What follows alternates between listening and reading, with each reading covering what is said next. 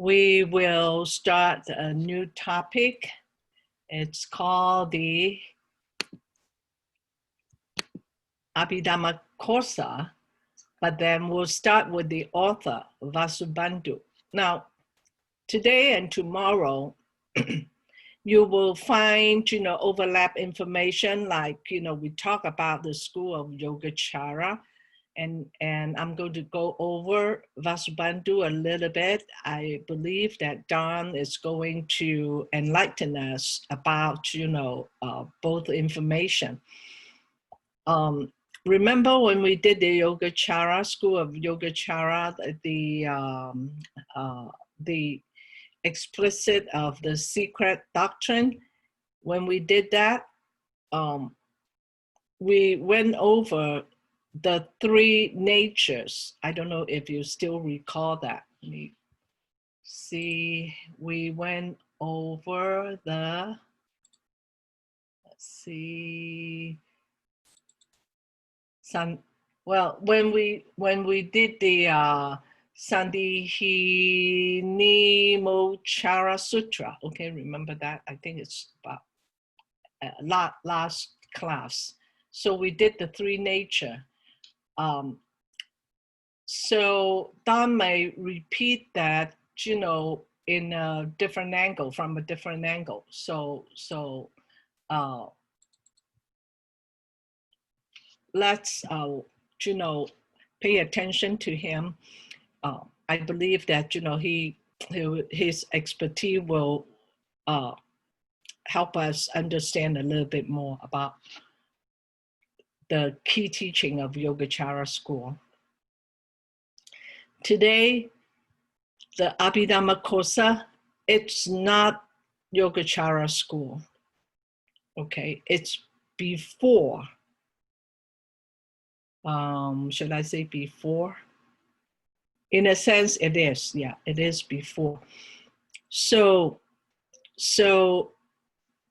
let's see, I have to stop sharing this and go to another file.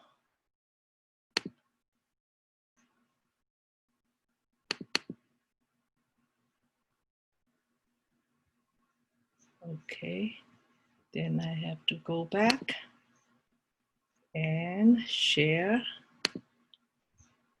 And this is the file to share. So today we are going to talk about this guy.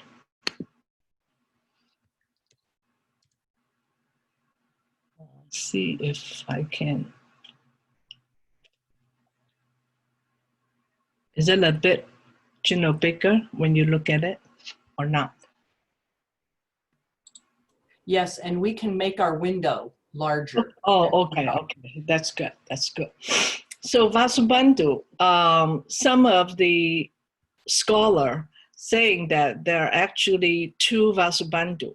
One belonged to the Sarvastivadian school.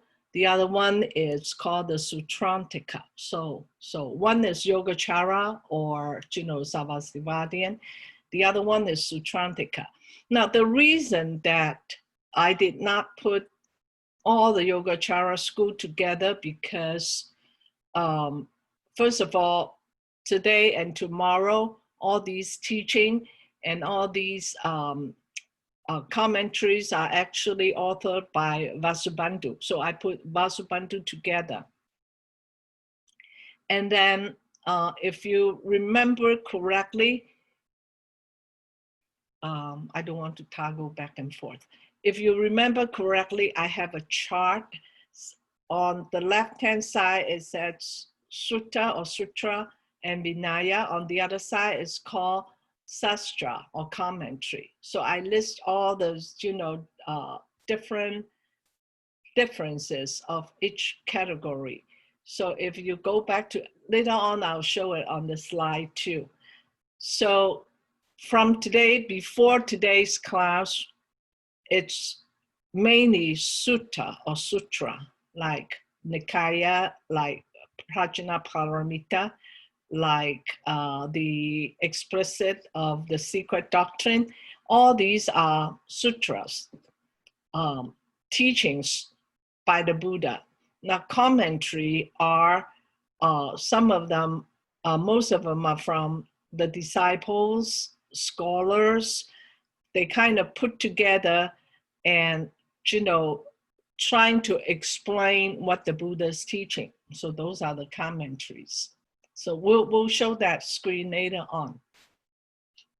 So Vasubandhu, who is this guy? So another scholar would say that, no, it's just one Vasubandhu because, the way that he present his work or, the stream of thinking are actually, all his works. No, there is, there is no true Vasubandhu in a sense. But then the reason is that why people consider that, there are two, it's because when he composed this Abhidhamma Kosa, he actually, there are some refutations that he actually used the school of Sutrantika's teaching to argue the teaching or the theme or the concept of the Sarvastivadian Abhidhamma. So, but then when we go along, we'll find out. There is a very knowledgeable professor in Hong Kong U. His name is Li Rensen. Okay, he's actually my professor there.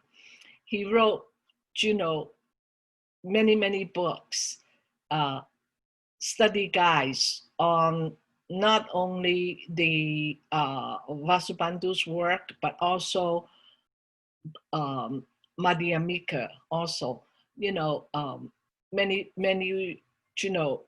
books that he had written in the teaching of the Buddha. So it's somewhat like I don't want to say that it's like Bhikkhu Bodhi because, they have different style. Bhikkhu Bodhi is focused more on translation from the Pali Canon, and also he does teaching also. But Professor Li, he's mainly writing, commentaries, and he is very well known. The 20 verses and 30 verses, mainly, the lineage of the Yogacara school or the Dharma characteristic school.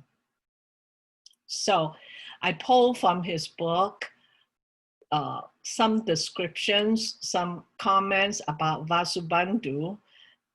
Start with his biography. And Vasubandhu is a 4th century person, and it's he's the third patriarch of the Yogacara school, start from Maitreya, Asanga, and then Vasubandhu. Asanga is actually the founder of the Yogacara school, but because Maitreya is his teacher, so it's a tradition that you put your teacher before you. So Maitreya, Asanga, and Vasubandhu, of course, then later on their, as lineage goes down. So both Asanga and Vasubandhu renounced it and ordained it under the Sarvastivada tradition. Asanga then followed Maitreya and studied the Mahayana scriptures and teachings, and Vasubandhu remained interested in quote-unquote Hinayana doctrines and studied under his teacher is called Buddha Mitra, a very well-known teacher in the Ayodhya kingdom where they live. And he was considered, even when very young, extremely knowledgeable. And he observed the precept very closely and rigidly. So he not only write verses or, scriptures or comments on Buddha's teaching. He's also a very good debater. So according to another monk, he is an Indian monk, but very proficient in Chinese translation. His name is Paramatha. Vasubandhu provide instruction for the royal family. So maybe that's one of the way he earned his living too. One occasion that there was a non-Buddhist philosopher written a book called The 70 Verses to challenge Vasubandhu's group. And it happened that, Vasubandhu and his Dhamma brothers were away. So only his teacher, Buddha Mitra, was there, but he was old. So he was the only one there to accept the challenge, but, failed. And he got whipped and degraded. So when Vasubandhu came back and seek for revenge, try to find out this guy, who is this guy who degraded his teacher, to find out that, he already died, the person already passed away. So he composed a commentary. It's called The 70 Verses of the Truth, and defeating every single verse and idea of that book.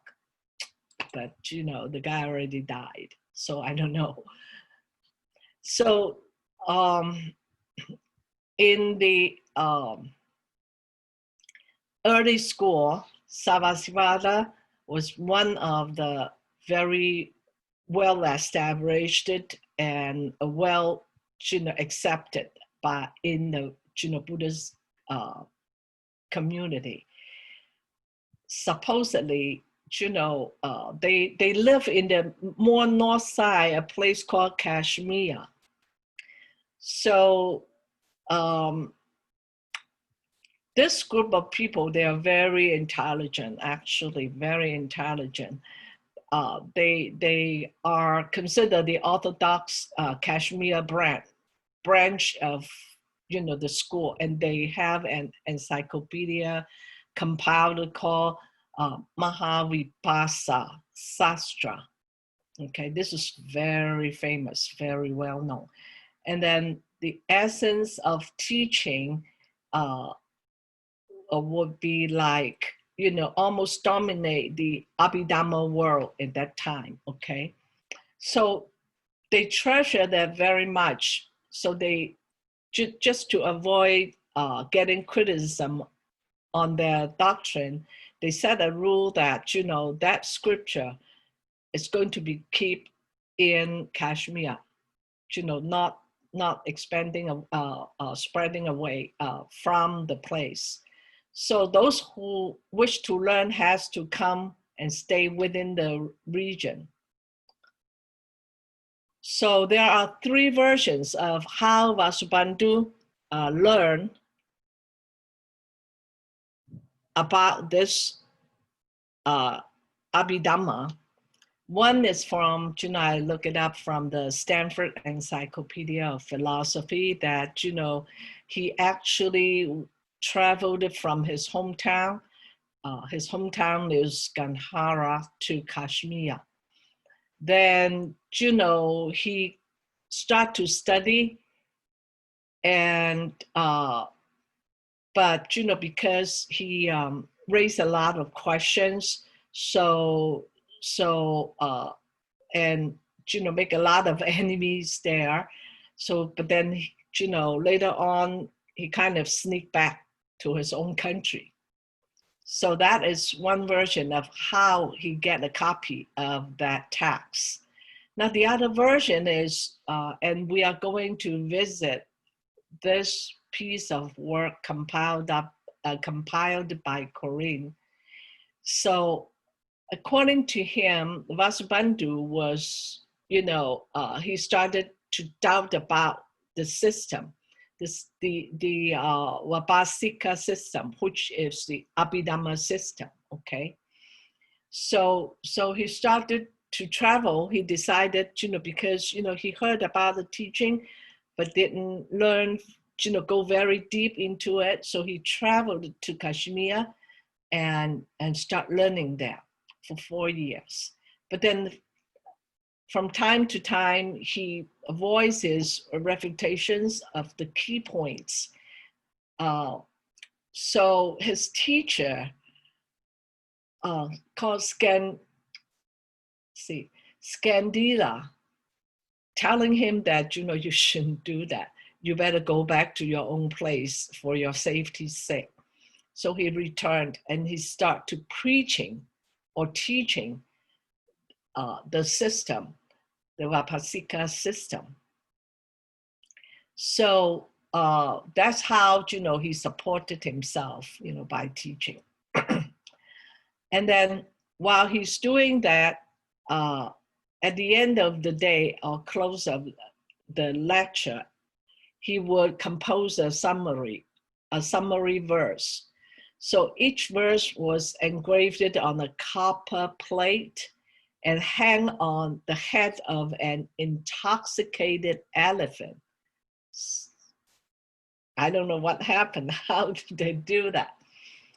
And then he will beat the drum and make some noises and say that, if there is anybody can refute, can, argue with this principle that I set, then, let him come forth. If, you're brave enough to challenge it, come to me and we'll debate. So in time, he composed it around 600 verses, okay? And a comprehensive outline of the Vipasika doctrine, okay? Then these verses come up to be the Karikas. Karika later on will, look at the definitions. The Karikas of the Abhidhamma, meaning that, those are actually the verses of the Abhidhamma Kosa. So he sent his text. This guy, has, very brave, I guess, So he sent his work to Kashmir, to his teacher, and then the Kashmirian, the Savastivada's masters were very pleased with Vasubandhu's work. But there are some wording, very, suspicious, like it is claimed it according to them. So they say it seems like express some schism towards the doctrine. So the masters there, when after they, received it, and they say that, why don't you write a commentary on these verses? So it begins with the Karika, which are the verses. Then he wrote what they call the auto commentary. Now he was really getting into trouble because a lot of them, the commentary are actually refutations, against the doctrine. So he makes some enemies there, and then the Kashmirian, they are not happy about it. They protest and call him a mad, deaf, mute in the fever dream, okay? So that's what happened. Now, another version is by Professor Lee that, Vasubandhu never traveled to Kashmir. So how did he get the text? He said that a monk, I think it's Dhamma brother, called Vasubandhu,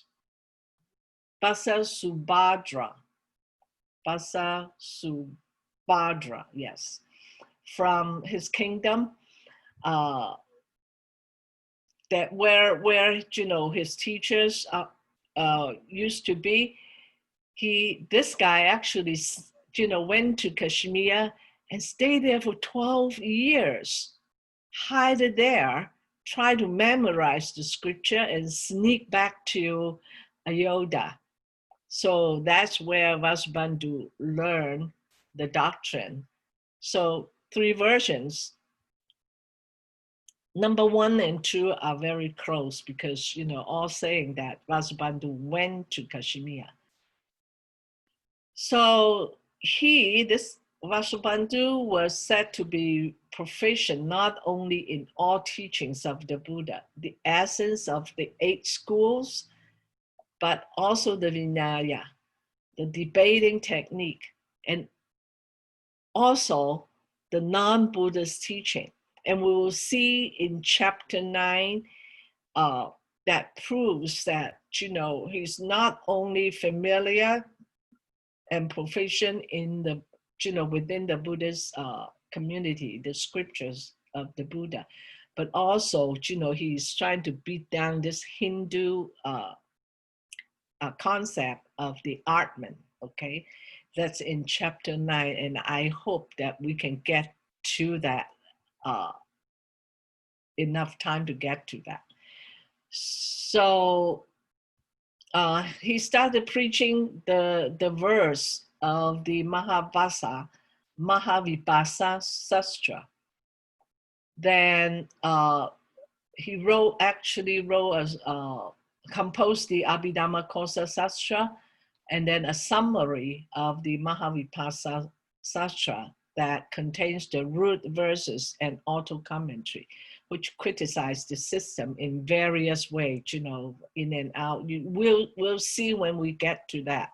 And then primary, his idea is from the school of Sutrantika, from their perspective. So this actually created a shock within the community.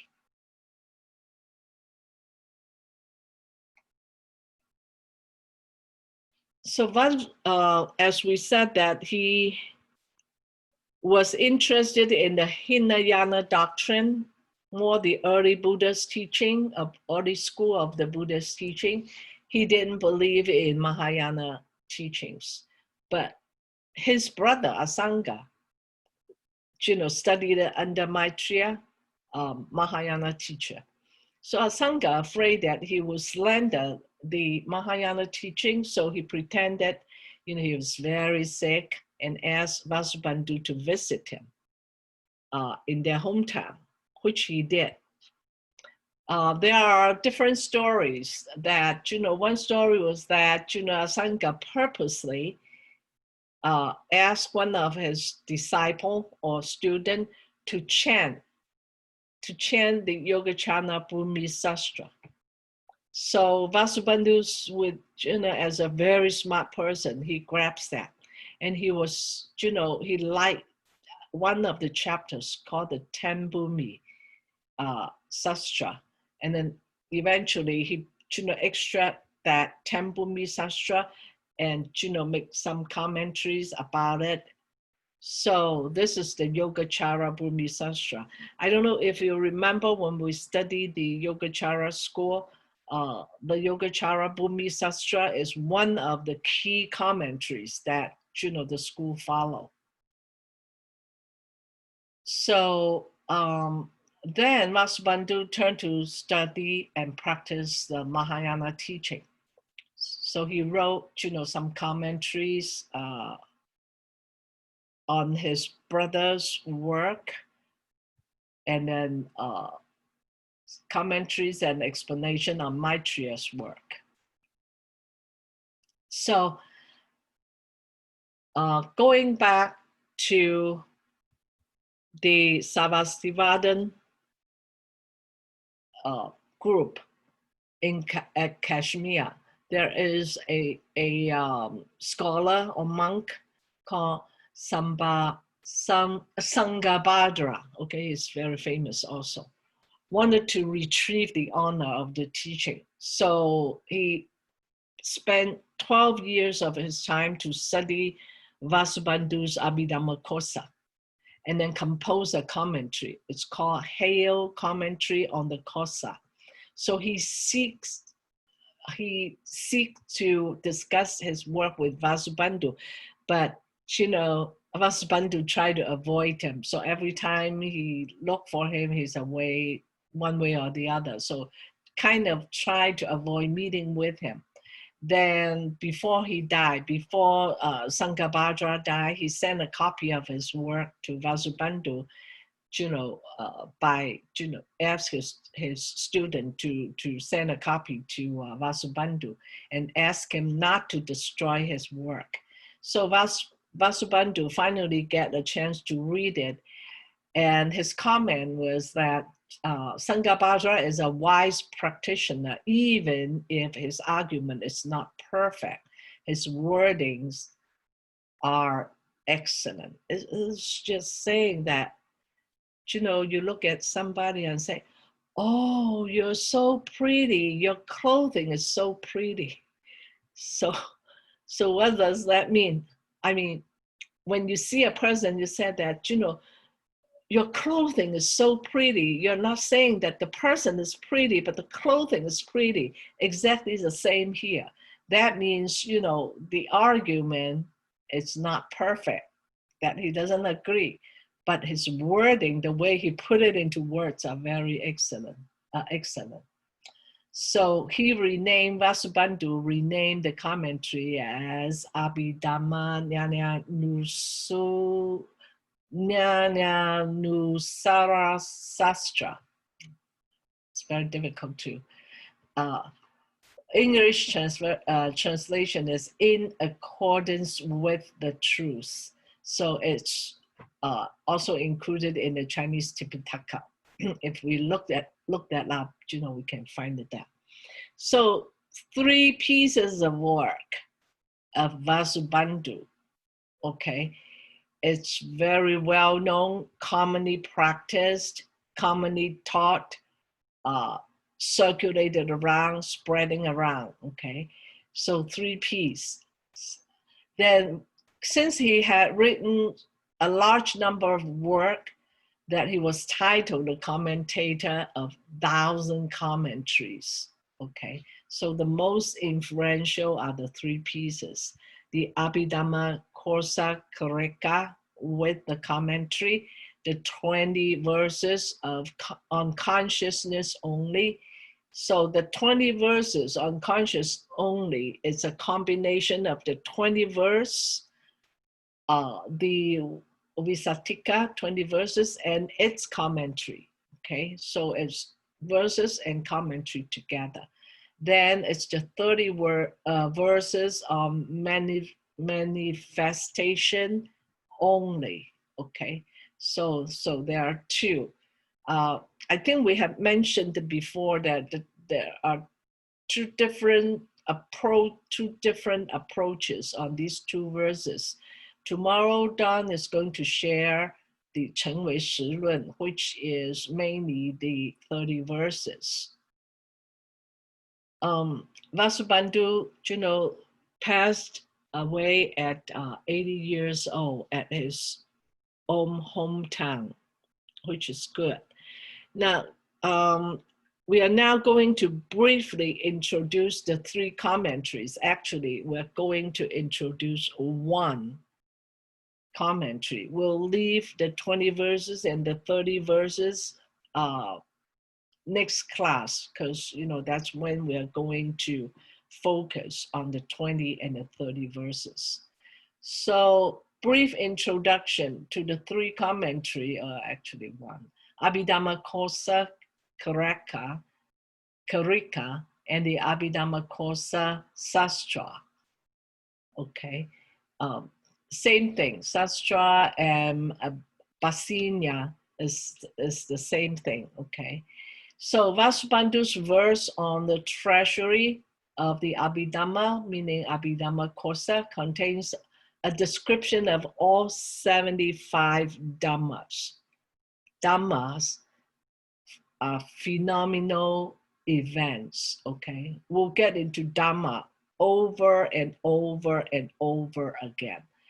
And then the outline, he outlines the entire Sarvasivada doctrine, including meditation practices, cosmology, theories of perception, causal theories, the cause and elimination of moral problems, theory of rebirth, and the quality of a Buddha.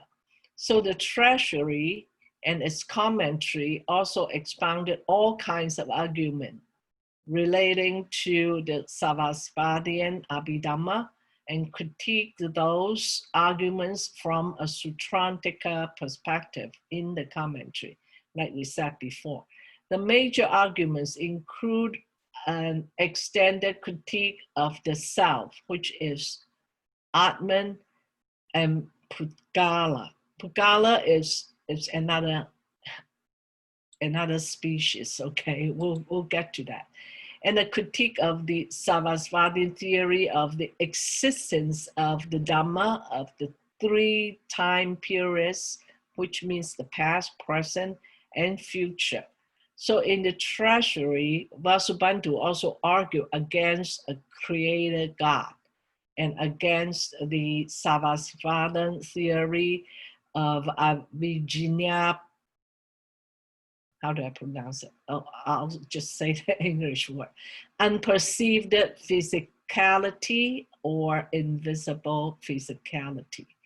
Okay, all these, just, this is just a brief introduction. We will get into it, not all, the categories, but at least part of it, which I think that, we should know. It's very important to learn about if we study the Abhidhamma Kosa. So those in blue, we are not going to go over because, there are 20 verses, 30 verses. And then there are some viewpoints, important points that I pulled out, and then we will revisit again. So, for example, the critiques of the self. Now, Vasubandhu's critique of the self is a defense of the Buddhist Atman or Anatman, okay, doctrine, and also a critique of the Buddhist person. How do you say that? Personalist. This is a misspelling. I don't know, maybe a creating word. School of Hindu view of the soul, okay? So there is an unchangeable soul, a fixed it. So it is intended to show the unreality of the self or person as over and above the five skandhas. So Vasubandhu here explained that any view which sees the self as having independent reality is not conducive to nirvana. One who has that kind of thinking, sorry, he's far away or not even, able to attain nirvana. So Vasubandhu then evaluated the idea of self from analysis and proof. He stated that what is real can only be known from perception. Remember the school of Yogacara had the same idea? Or either perception or inference. Okay, so that means either by deduction reasoning that you come up with this self, or it's only your perception. The perception allows one to observe directly the object.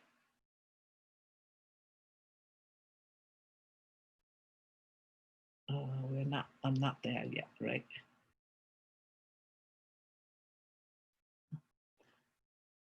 It allows you, it's right here, okay? Allows you to observe directly the object of the sixth sense sphere. But inference allows one to infer or reason or analyze the existence of the sense organ. So first we have to find out what is the sixth sense sphere. And then we have to find out, the existence of the sense organ, okay? So it's, we'll get to that. So there is no such inference for a solid real self apart from the stream of constantly changing sense perceptions and mental activities of the sense sphere. Okay. So is there something called the self? But Vasubandhu was saying that there is no such thing as the self. All what happens in quote unquote the life, it's only either perception or something that based on, our perception, and we reason and deduct to come up to be, oh, there is this thing called the self. So he also argued that because of the self is not causally efficient, it is mere convention and a conceptual construction. So this argument mainly against the Buddhist Buddhagala school that holds a view of a person that was depending on the 5 aggregates. But, they also said that even though this something called the person is depending, on the 5 aggregates, but they're also different from the 5 aggregates.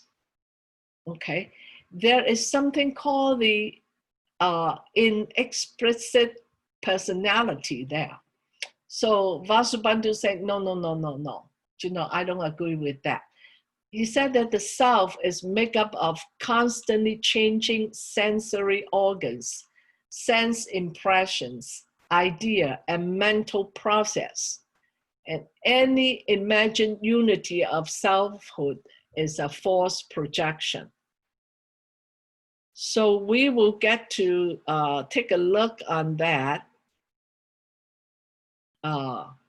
when we go to the other handout notes, chapter 9, and then we have a slide for that, okay?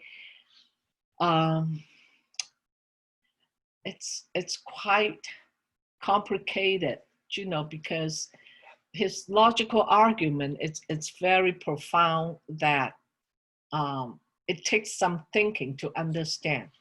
So Vasubandhu also used the analysis of the stream of consciousness, which he's very famous, to do that, to attack non-Buddhist Hindu views of the Atman, okay? So he showed that the Hindu view of the self as a controller, he refuted that by an analysis of the flux and disorder of mental event.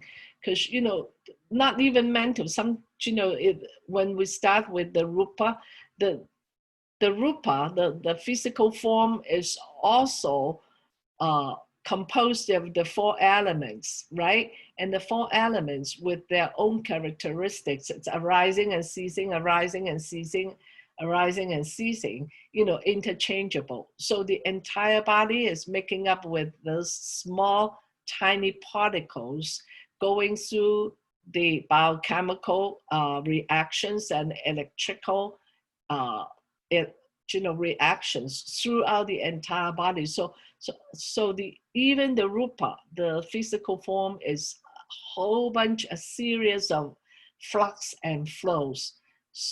Not to mention the mental. The mental is even quicker, a split second, the thoughts comes up and down, in and out, in and out, okay? So we have no control. We have absolutely no control about that, okay? So how can you say that, the self is truly in control and eternal, and it's not caused, not arising by cause? Okay, so he refuted that idea. He also answered several common objections to the Buddhist not self view, such as how karma works without the self, if there is no self who is going through the cycle of samsara to the cycle of rebirth, and then points out, Vasubandhu points out that the causal continuum of aggregate and process undergo various changes leading to future karmic event and rebirth. Okay, that's his argument. Another viewpoint, this is from the school, the idea originated from the school of Sutrantika. So it's called momentariness. It's a term, okay, we'll look into it. So go to the next paragraph. I think the first paragraph, just some introduction. So this idea mainly it's going to answer the question of how does a person exist? If we're saying that there is no self, and this self is not real, so but then we exist. How do we answer that question? And then another question is that, again, if there is no self, who accumulates the karma so that, we have the effect. We have cause, and then the cause is the action. Action leads to karma. So the karma is the effect. So who is going through all these, birth, rebirth, and then, happiness, suffering, all these. So Vasubandhu's view is that each Dharma comes to existence only for a moment. That is why it's called momentariness, okay? Only for a moment in which it discharges its causal efficacy and then self-destruct.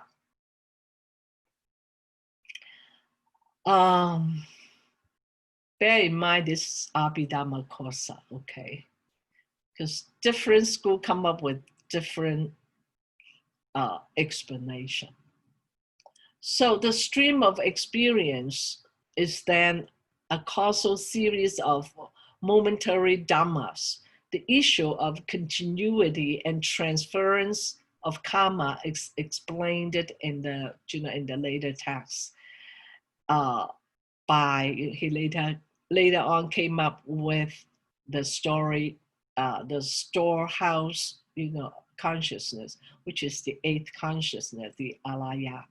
And then also, the karmic, how do the karmic energy being stored? They are in bijas that's, transferred from, one life after another. A reminder, let's keep in mind these things called intrinsic nature. When they argue back and forth, a person, not a person, existing, non-existing, we have to go back and understand that what are they arguing about? Is this person, because it's going to getting a little bit confusing later on, with the wording and everything. Are they arguing about the intrinsic nature, or are they arguing about, the physical factual existence? So we have to bear in mind. So the intrinsic nature has three characteristics. It has to be permanent, immutable essence, independently existing, unconditioned, absolute actuality of substance or mentality. So if we're saying that the Dhamma or the self exists past, present, and future with the intrinsic nature, then we got into trouble. Okay? If something that with the intrinsic nature, that means it's permanent, unchangeable. So the Dharma in the past, if it's with the intrinsic nature, cannot be changed. If I'm born here in this life, I cannot go anywhere else because this is unchangeable and it's not conditional arisen. So these, I just, want to remind all of us, those definition, those characteristics are very important. Appearance only, we'll deal with it, should be in 20 or 30, both of them probably. So let's go through some of the major ideas of Vasubandhu. This is according to Dan Nusshaus, a very well-known scholar, and then you'll see that in Don's presentation also. So his major, according to him, Vasubandhu's major idea are like whatever we are aware of, think about, experience, or conceptualize occur to us nowhere else other than within our consciousness. The external objects do not exist. If we look at our screen here, the computer, it doesn't exist. It's because our concept perceptions, we have this image of the computer, the screen, into our consciousness. So nothing external exists. When it says do not exist, it means factually exist, okay? It does not saying that it's not compositional, conventionally exists. So karma is collective and consciousness is intersubjective. All factors of experience, or what we call it Dharma, can be cataloged and analyzed. Anything can be, especially the conventional or conditioned. So Buddhism is a method for purifying the stream of consciousness from contamination and defilements. So we need to purify, purify the stream of thinking or the consciousness, because we have so many unwholesome seeds. We have to change those unwholesome seeds into wholesome seeds. Then eventually we have turn to turn over or overturn all these even the wholesome seeds into wisdom. So each individual has 8 types of consciousness. Now we start not yet in the Kosa, we're still dealing with the sixth sense, a sixth consciousness, okay? Not yet established the manas and alaya is not yet there. So enlightenment or awakening requires to overturn the basis, such as the consciousness turned into, like, we just mentioned it, to the unmediated cognition, okay? So Vasubandhu is also an expert of using logic to argue, okay? So he contributed to the Buddhist logic and is held to have been the original formal logic in Indian logical, epidemiology tradition. Okay, so he's an expert on that because a lot of debates he win. So so here is talking about how he is his work. He composed or authored some book on the logic.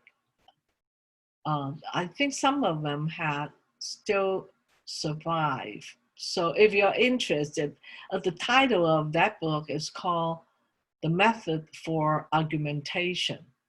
Okay, so if you're interested on that. But in both, most of his work start with verses and then commentary, verses and commentary. But he is a very good debater. He can pinpoint on a certain small point and pull out the information and debate on it. So he is an expert on that.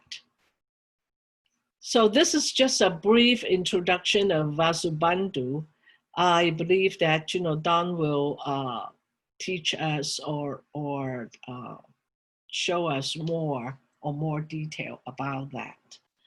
So there are some points that, this is just an introduction. Like I said, we will go, when we go into study the Kosa, then we will be able to find out some more. So shall we take a break here? A quick question from the chat. Yes. Could you explain just a little further about unmediated cognition? Yeah. Is that like our minds running wild? This is a term that it's, later on it says jhana, okay? But the consciousness, we have like each consciousness, like, okay, let me think about it. We have 6 consciousness, right? Okay, we have the first 5, which are what? Eye, ear, nose, tongue, body, right? Those are the 5 consciousness. Those 5 consciousness, according to the school of Yogacara, can turn into a certain kind of wisdom. Okay. And then the 6th consciousness, we have the 4 process, right? Feeling, perception, relation, and also another thing called the consciousness, right? Eventually, we will turn all these cognitive functions, instead of perceiving, cognition, analyzing, all these process or functions, everything that happens in the mind, it's going to turn into wisdom. Certain level of wisdom, okay? There are 4 levels of wisdom. The last one is called the Great Mirror Wisdom. So I believe Don is going to talk about that. Okay, so the term unmediated cognition, meaning that it's not functioning as its usual function. Like if I see this phone here, so my eye sees, right? My eye sees this phone, but it's not my eye seeing it.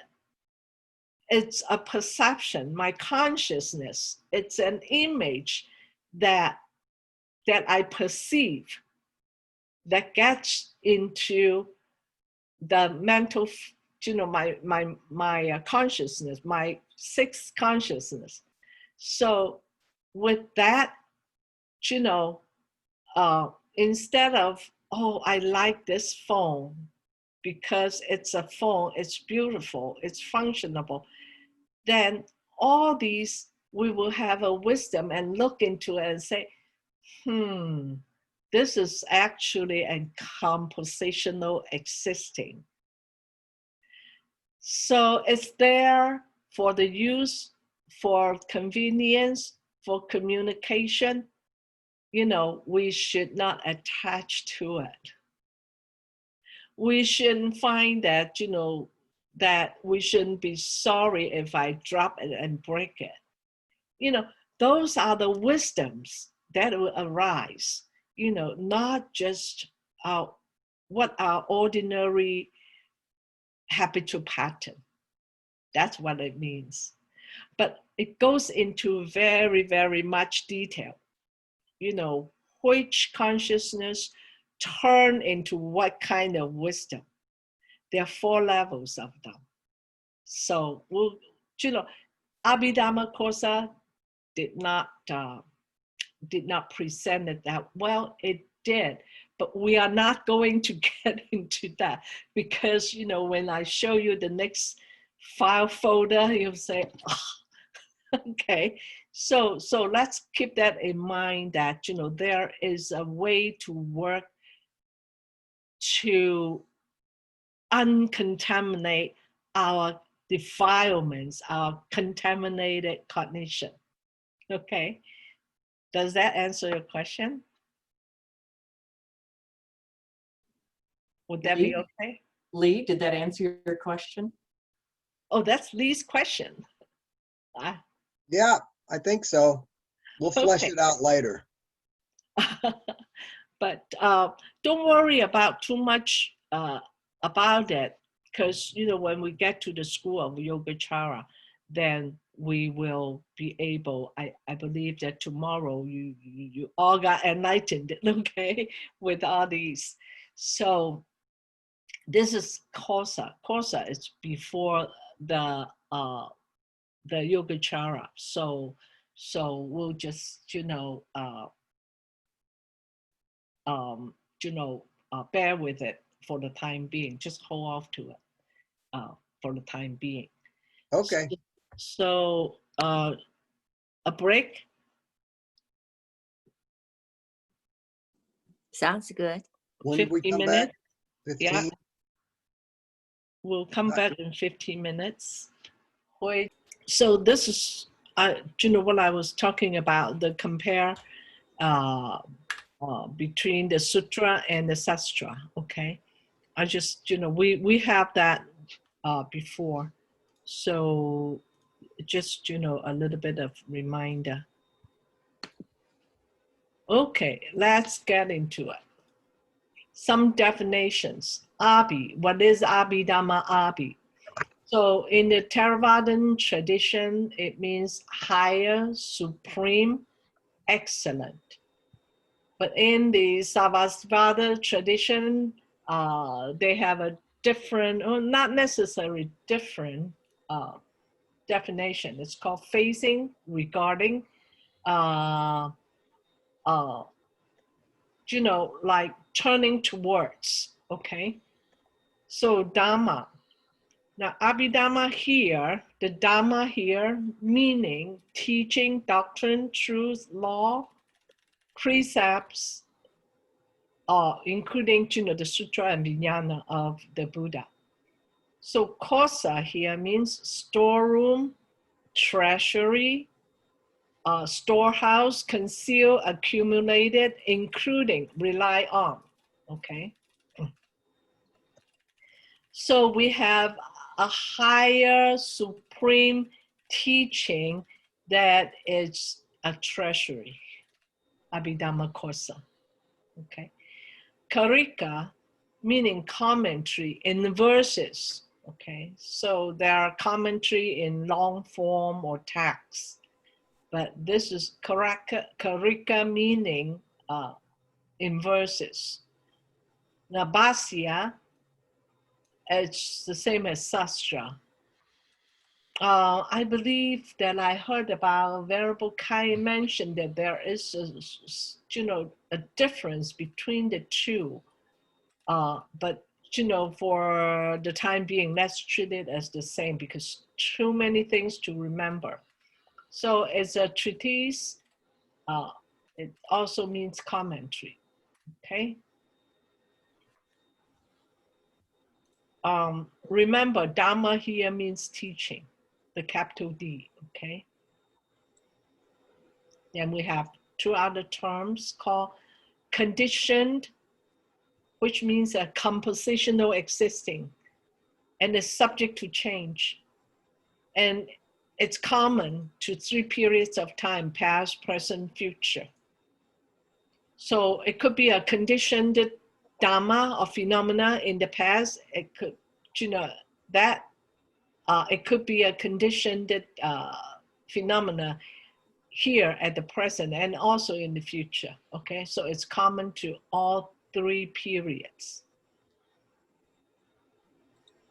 Unconditioned, it's neither arising nor ceasing, neither existing nor non-existing, okay?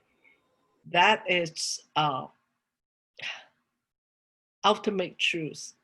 Any word that describes that is wrong, okay? Cannot be expressed by, a state cannot be expressed by any kind of, language or wording or, sentences, okay? So that's unconditioned, it does not need condition to arise because it's not arising nor ceasing, non-existing nor non-existing. So, I didn't. Another set, it's called, now these definitions we need to know, okay? Because the entire Kosa is a description of all these. So the skandha, we know that the ayatanas, 12 sense bases, dhatu, 18 spheres, indriyas, 22 faculties, rupa is the physical form, either, with the aggregate or the external matter, okay? Chitta, the mind, ajinapti, it should be ajinapati, okay? It's no non-information, not visible, non-explicit, underlying energy, okay? But guess what? It's also composed of the 4 great elements. So any phenomena here, with the rupa, even with the non-informational, it's also part of the rupa, but it's not visible, non-explicit.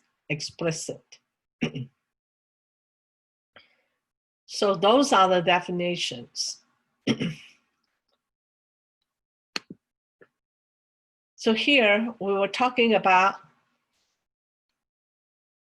Savasivadan here, okay?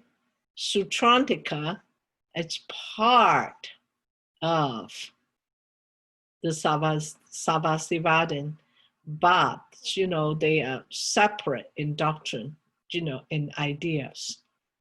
So Vasubandhu was ordained it and renounced it here, with the Savasvada tradition. But when he had the argument, he used the Sutrantika perception, perspective to argue against that Mahabhivasa. Okay, so that's that. And then his, biggest argument or refutation is the Buddhagala, and the Buddhagala, it's this group of people. Now, many scholars consider this group is a non-Buddhist group, even though it's listed, tradition or school from the early Buddhism. But, their idea, it's totally not related. So that's the 3 groups that, to see how things go. And I think I showed this when I think on the introduction class.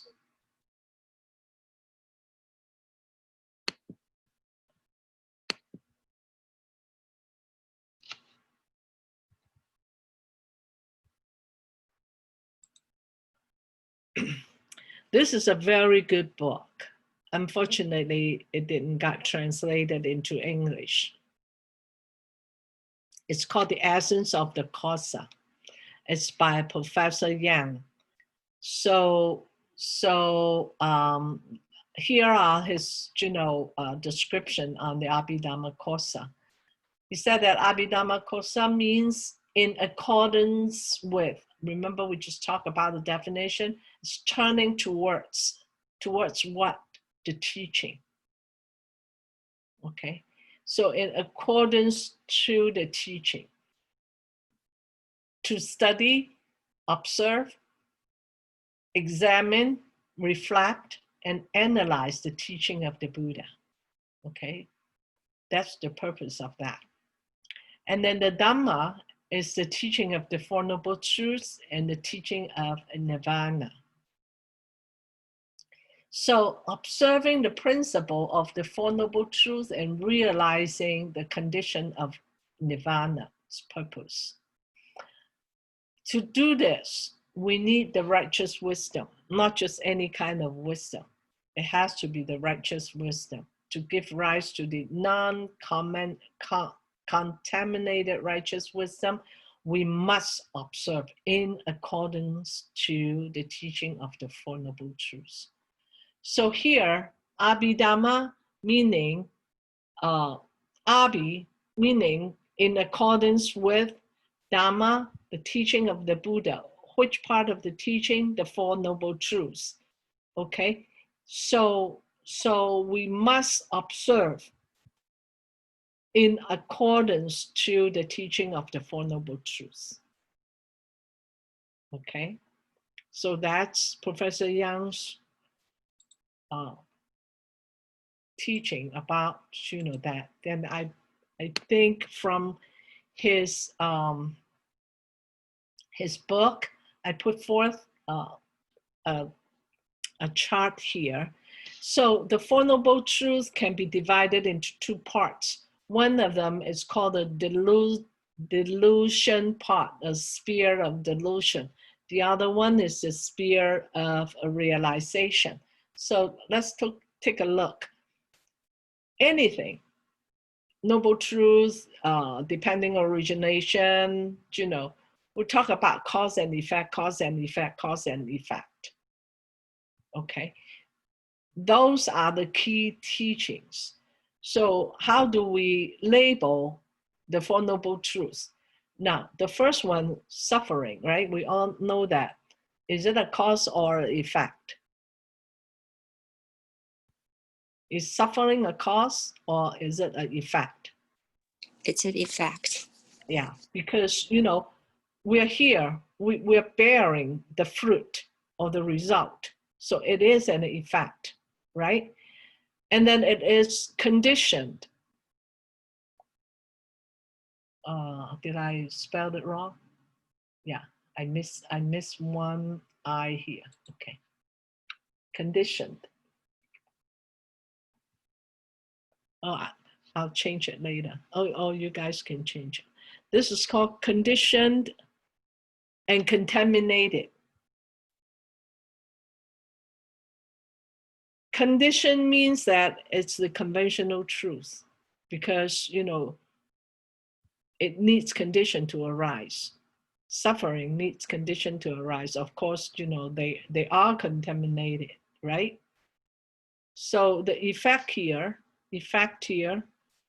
is the first truth, suffering, it's conditioned, it's an effect, it's contaminated.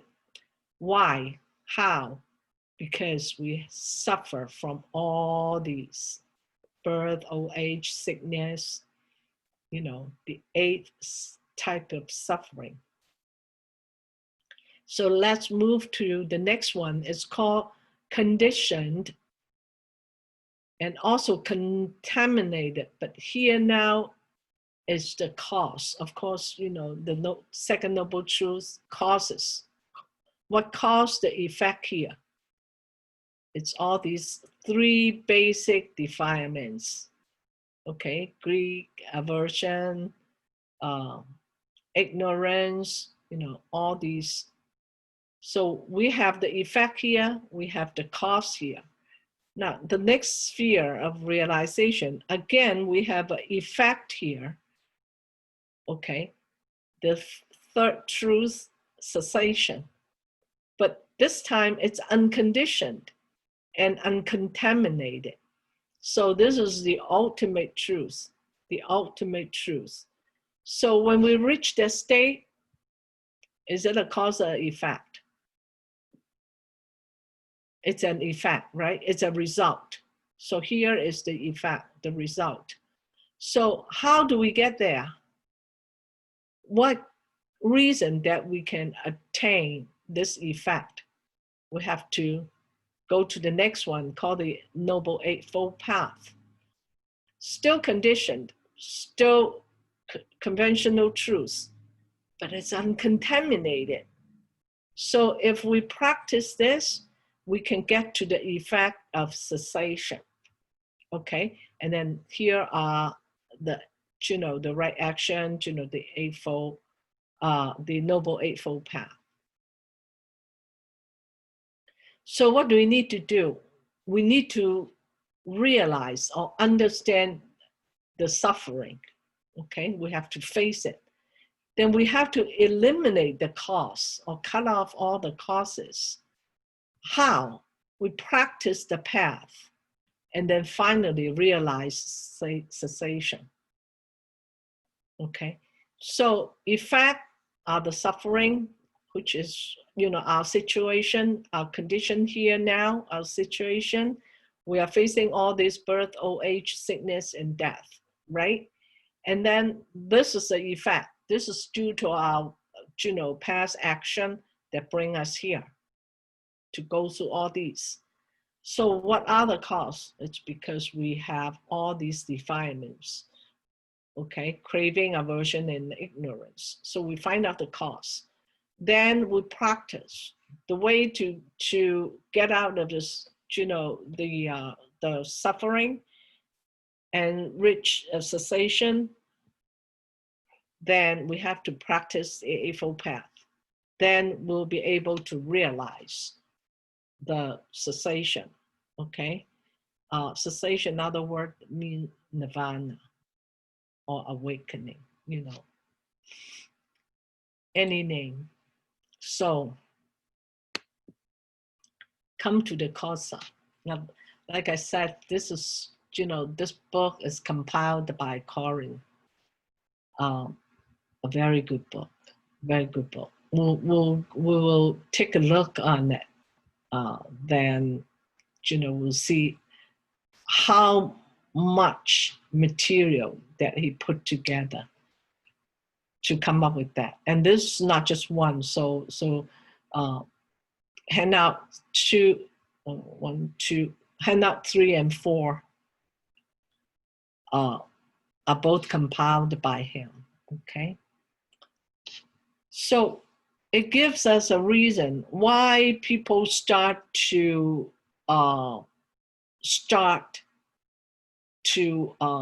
compile or create the Abhidhamma.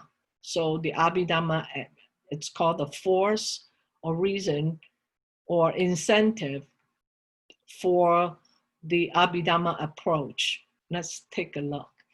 First of all, it says that because people had, practitioners needs to develop an authoritative formulation of the teaching to prevent schism. Remember when we first talked about the early school, we have first council, second council, third council, and then starting from the second one, the second assembly, the Sangha community split.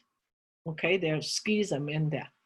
So later on, people are thinking that, hey, let's not do that anymore. Let's not dispute anymore. So they will like to develop, an authorized formulation of teaching. And then formulating a self-consistent interpretation. Because when people read the scripture, the teaching of the Buddha, based on their own faculty and understand their habitual pattern, their background, their training. They'll interpret the teaching in various ways based on their understanding, okay? So, the purpose of doing this is to, compile something, to formulate something from the conflicting and variant teaching amassed in the sutra. So the sutra, somebody would say that I heard, thus I have heard. Evan me sudang, thus I have heard. Usually when people say that, when we heard the statement, thus I have heard, it's from Ananda, okay? Very rare that, people will come up and proclaim that, thus I have heard. So this is almost, for sure, that's from Ananda. So, sorry, I have to turn this off. Yeah. Okay. I got a lot of those, phone calls from, I don't know from who. So another thing is that to consolidate, the sutras and Abhidhamma commentaries to a manageable summary, okay? Easier to learn, to transmit, or to teach.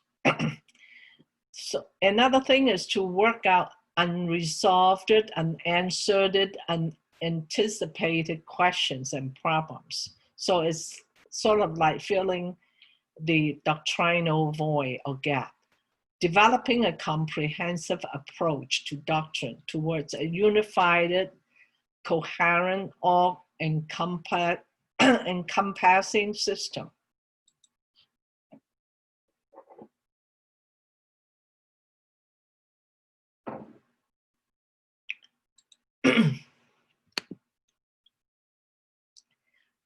So other items like, we would like to incorporate new insights and discoveries spinning off from the Abhidhamma approach itself, and then from, meditation. So incorporate new insights and discoveries. Because, like I said, remember we asked the question about developmental, because people will pull a little piece from a sutra or commentary and put it, individually. So it's kind of spinning here and there. So, this one is to incorporate new insight and discovery. So then, or, do an encyclopedic tendency to gather all perspective, approaches, controversies. So it's all embracive and inclusive. Also staying current with the Indian religious development, increasing scholasticism tests in public debates. So they can say that, hey, okay, here is our basis. Here is what my bases are. So let's debate on it. And then resolving disputes, in the sense, debate is debate, but, dispute is dispute. So resolving disputes and find resolutions. And then also, this at a micro level, that collecting, classifying, elucidating, elaborating, abstracting, unifying, explaining, to serve all those purposes. I'm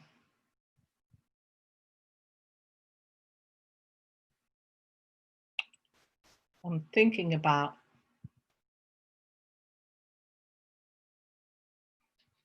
it's a good question to be asked, okay? But compared to the others, coming up, it's good to know. It's good to know, but you know, there are only 8 questions that you choose from for the exam. So I'll think about that.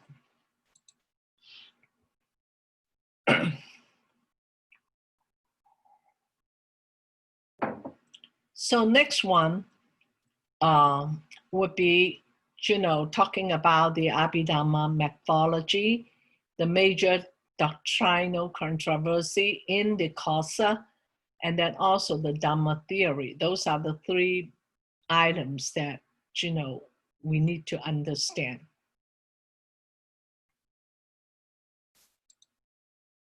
Now, instead of going to a huge page, I kind of, you know, can put them together so that it will present it, you know, in a way like taking out the essence or things that are important. I think that it's important to know and put it in, you know, in the presentation here.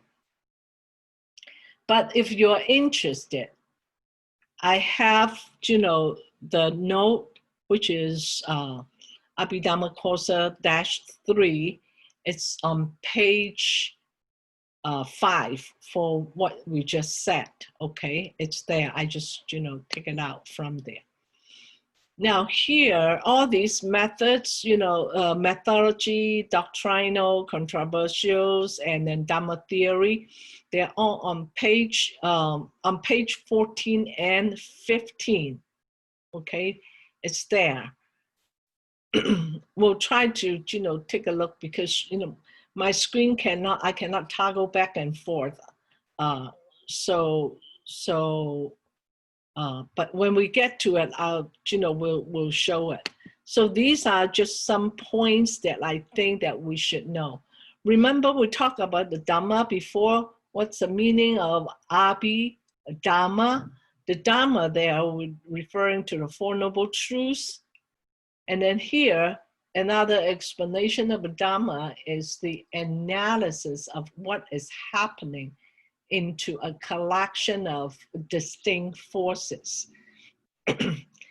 Corinne like to use the word forces.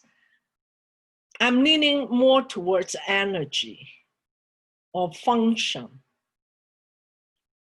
Maybe forces, it's a good word too, but you know, it's okay. It's okay, but personally, I prefer to use, you know, characteristic, function, or energy. So the next item will be causes and condition. Now this is to study. First of all, we have to know what are dhammas, okay? Then we have to know how they function. So causes and conditions are to study how they function. So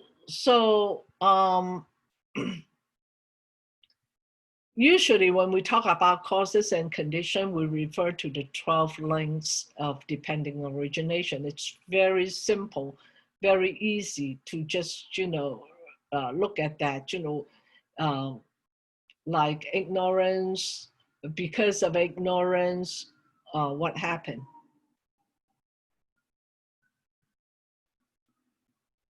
Sankara, right? Do you guys remember the 12 links? If not, try, okay? So each one, depending on, you know, Sankara, then what happened? Consciousness happened, right? So one depending on other. So the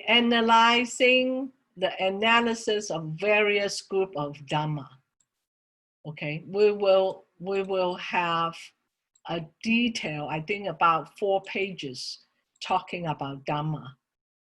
So in terms of result, remember here Dhamma is the analysis of what is happening into a collection of distinct forces, okay? So next one would be attributes. Now this includes various categories into which the Dharma are analyzed, okay? For example, chapter 1, the Dharma that we are going to analyze is called the dhatus, okay? Then chapter 2, it's called, the Dharma that we are going to analyze is called the Indriya, okay? So one category by another category. These categories, like for example, the dhatus are composed of different dhammas in there. The Indriya composed of various dhamma. Here, dhamma refer to phenomena, okay? So analyze in terms of attribute to serve to emphasize certain fundamental categories. So illustrate the Dhamma or factors. Yeah, factor would be a good word too. In a given analysis are distinct from each other, or how they work together, and how do they put all these pieces together so that the system work, okay? The interrelationship in such a detailed manner. It's very detailed. Attribute, argument. Shall I go back a little bit? Yeah, okay. So the next item that, they use, the Abhidhamma people use, would be another type. It would be the argument, how they argue. They debate in a major aspect of Abhidhamma methodology, okay? It is a debate technique. So a variety of positions on a number of controversies are presented in the Kosa. So what do they argue about? In two forms. They argue about, is this reasonable? Is this concept, is this saying, is this idea reasonable? Okay. Then why is it reasonable? Based on what ground it is reasonable? Argue for reason. Second is appeals to scripture. Is it taught by the Buddha? Okay. Is this what the Buddha mean actually? Okay. Is the person come up with this commentary, has a good interpretation? Does he or she interpret it correctly? Is this the true meaning of the Buddha? So two things. One is the concept reasonable, acceptable, reasonable. How do we reason? What are the grounds? Is it, coincide or in accordance to the teaching of the Buddha, based on which discourse, which scripture? So two things they are arguing. Okay, here is some questions that Corin put together about, why in each chapter, there are, Vasubandhu is trying to answer some of the questions. Like, for example, in chapter 1, which organ exists in Rupa Dhatu? Okay, what sees? Is it the eye or the consciousness sees? Now here, I forgot to put forth, sorry. Here, look at, we have a K30, K42, and then some of them have stars, beside them. Now, K means Karika, the verses. So to answer the question, which organ exists in Rupa Dhatu, the Karika number 30 is going to address that question. Okay. What sees? Is it the I or consciousness that sees? So Karika number 42 is going to address that. Now the star here, the idea is the Sarvastivada's idea, but it's a dispute. You know, this is to refute or dispute the Sarvastivada's idea, the position. Okay, so each chapter you can, you know, we can go and look at. Actually, I was going to show you one example of that. So, like chapter 2 would answer the question, do mental factors coexist in one moment of consciousness? Okay, this is a very interesting question. And then later on, we'll find out. So the other two questions are the dhammas not associated with the mind actually energy of force, or merely just destination? It's just, you know, we just label it. This is just a label. Or is it actually, you know, produce or concealed energy? The next question is, are the conditioned dhammas actually forces? The unconditioned Dhamma, which means the ultimate truth, actually energy forces or existing, or merely just destination?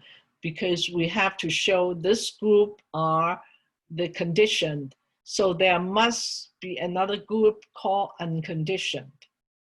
If there is a conventional truth, there must be something else called ultimate truth. Okay. So, but these ultimate truths, these unconditioned phenomena, are they actually forces? Do they have the energy? Do they actually exist? Do they have physicality? You know, or we just say that, oh, because we have this conventional, we have to have something called ultimate. Okay. And then I jumped to chapter 9 because we cannot go through all 9 chapters. No way. So is that a person? This person, you know, in the Pali language is called Pugala. So is a person neither the same nor different from the skandha? Out of these 5 skandhas, is there another thing, something, an entity called the self? Or is the self, it's within these 5 skandhas? It's very interesting. If we're saying that, okay, the person, the self, is inside, part of, you know, the 5 skandhas. Now tell me, my hand, is my hand the self? Is my brain the self? Is my heart the self? My leg, which part? Or is my feeling the self? My consciousness the self? Okay, so if we're saying that the Pudgala is the same as the 5 skandha, then tell me which part of the 5 skandha. Or if you say that everything, then we have 6 self within this, you know, the 5 self within this skandhas. So there are some argument back and forth, back and forth, back and forth, okay?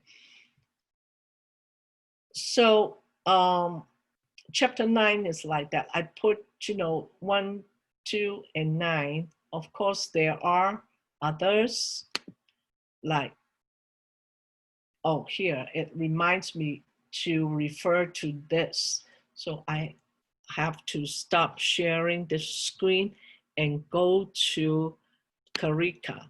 just to show you.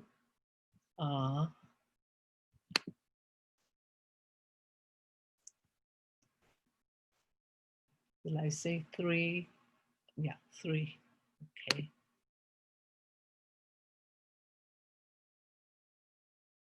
Actually, it should be 4. Curriculum number 30. If you have it, that's good. 30, 28 is 28.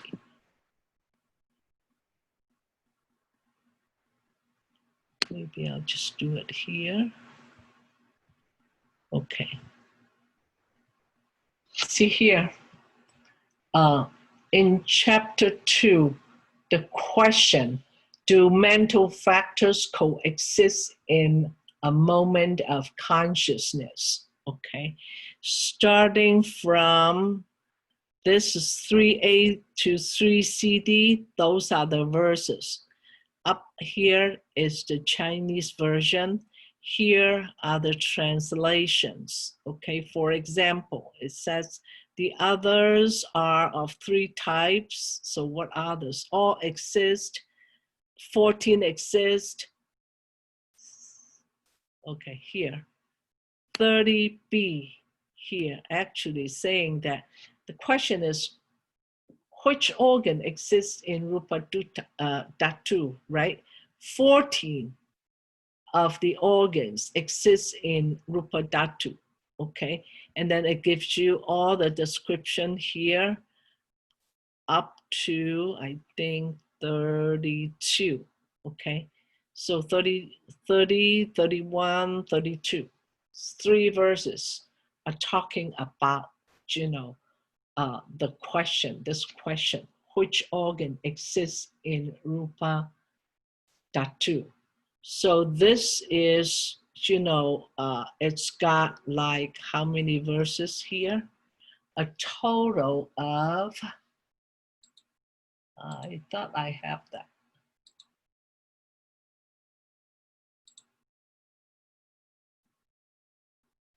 Let's see. Total of how many correctors? I don't see the screen that you are seeing though. Oh, did I share that? No, Oh, okay, okay, sorry. no problem. Let me go back and see. Are you in handout 3 now, Caddy?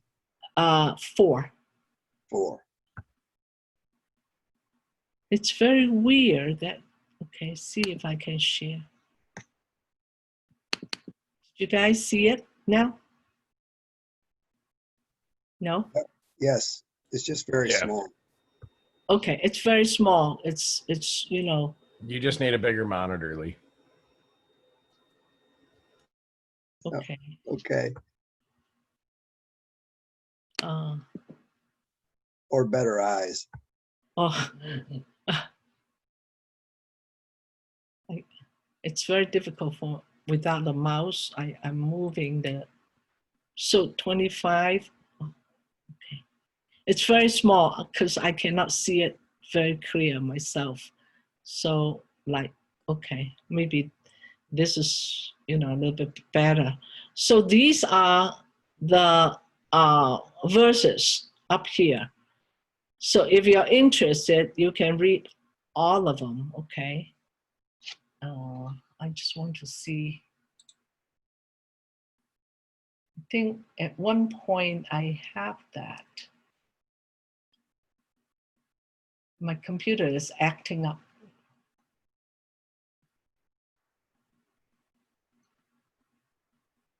Yeah, my computer is acting up. I don't know why.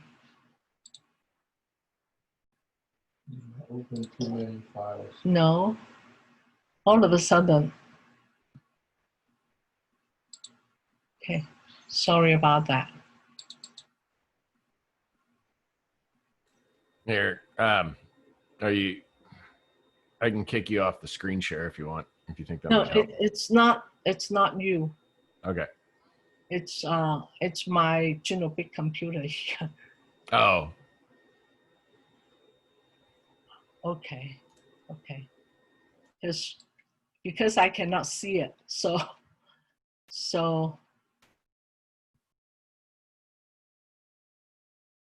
yeah, because of my, okay, never mind. Don't worry about my screen. Okay, so just to show you, what happened here, all these verses, they originally, they were from Sanskrit into Chinese version, okay? And then,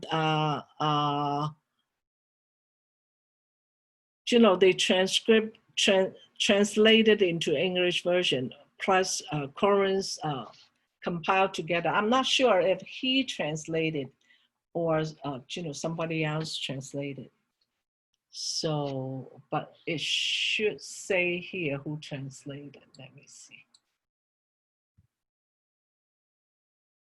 It's just say that it compiled.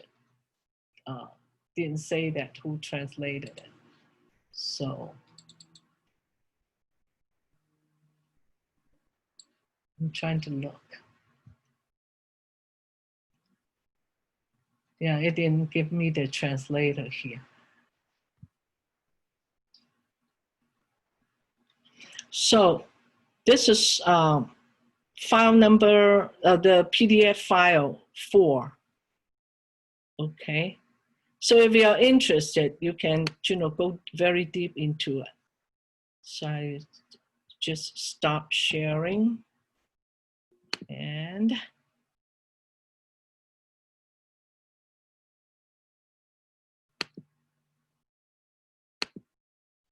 okay, go back to here. Are we seeing the screen I'm seeing or not? No, you haven't shared. Do I have to share it again? Yep.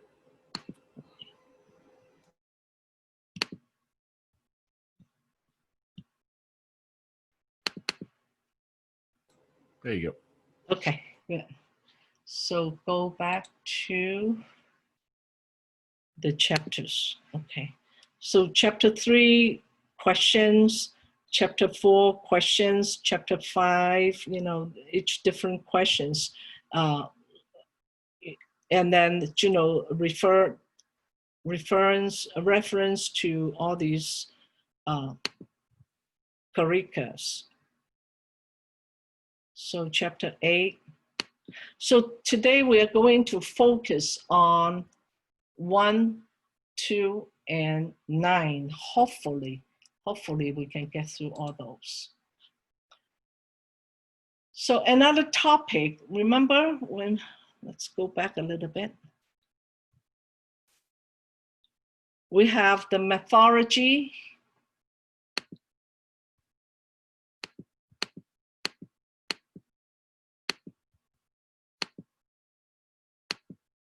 Okay.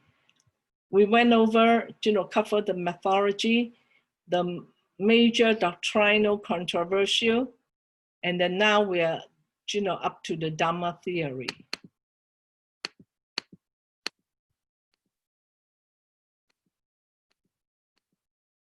Okay, Dharma Theory. So Abhidhamma Kosa expressed that the central role of the Dhamma Pravichara, meaning the discernment of Dhamma in the process of liberating from suffering. So it says that, apart from discernment of the Dhamma, to understand, to analyze the Dhamma, there is no means to extinguish the defilements. We have to understand what's going on, what are these Dhammas, how they function. Before that, we can work on cut off the defilements, okay? So the study and clear discernment of the Dhammas, the phenomena, is the Abhidhamma way of studying the self. We're studying the self and then forgetting the self, okay? So that means that we get rid of the view of there's such thing as the self. So this is what, for the 3 seals, which one?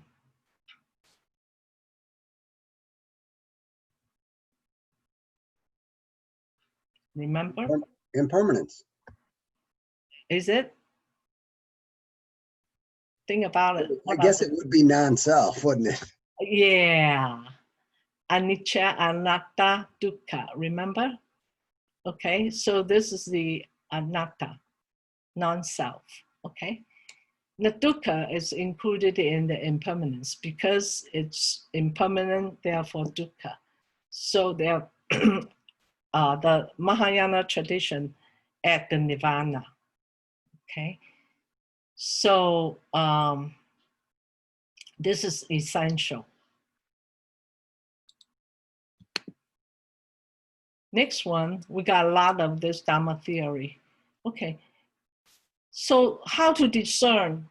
What is the discernment of the Dharma? There are two basic modes. One is evaluative analysis.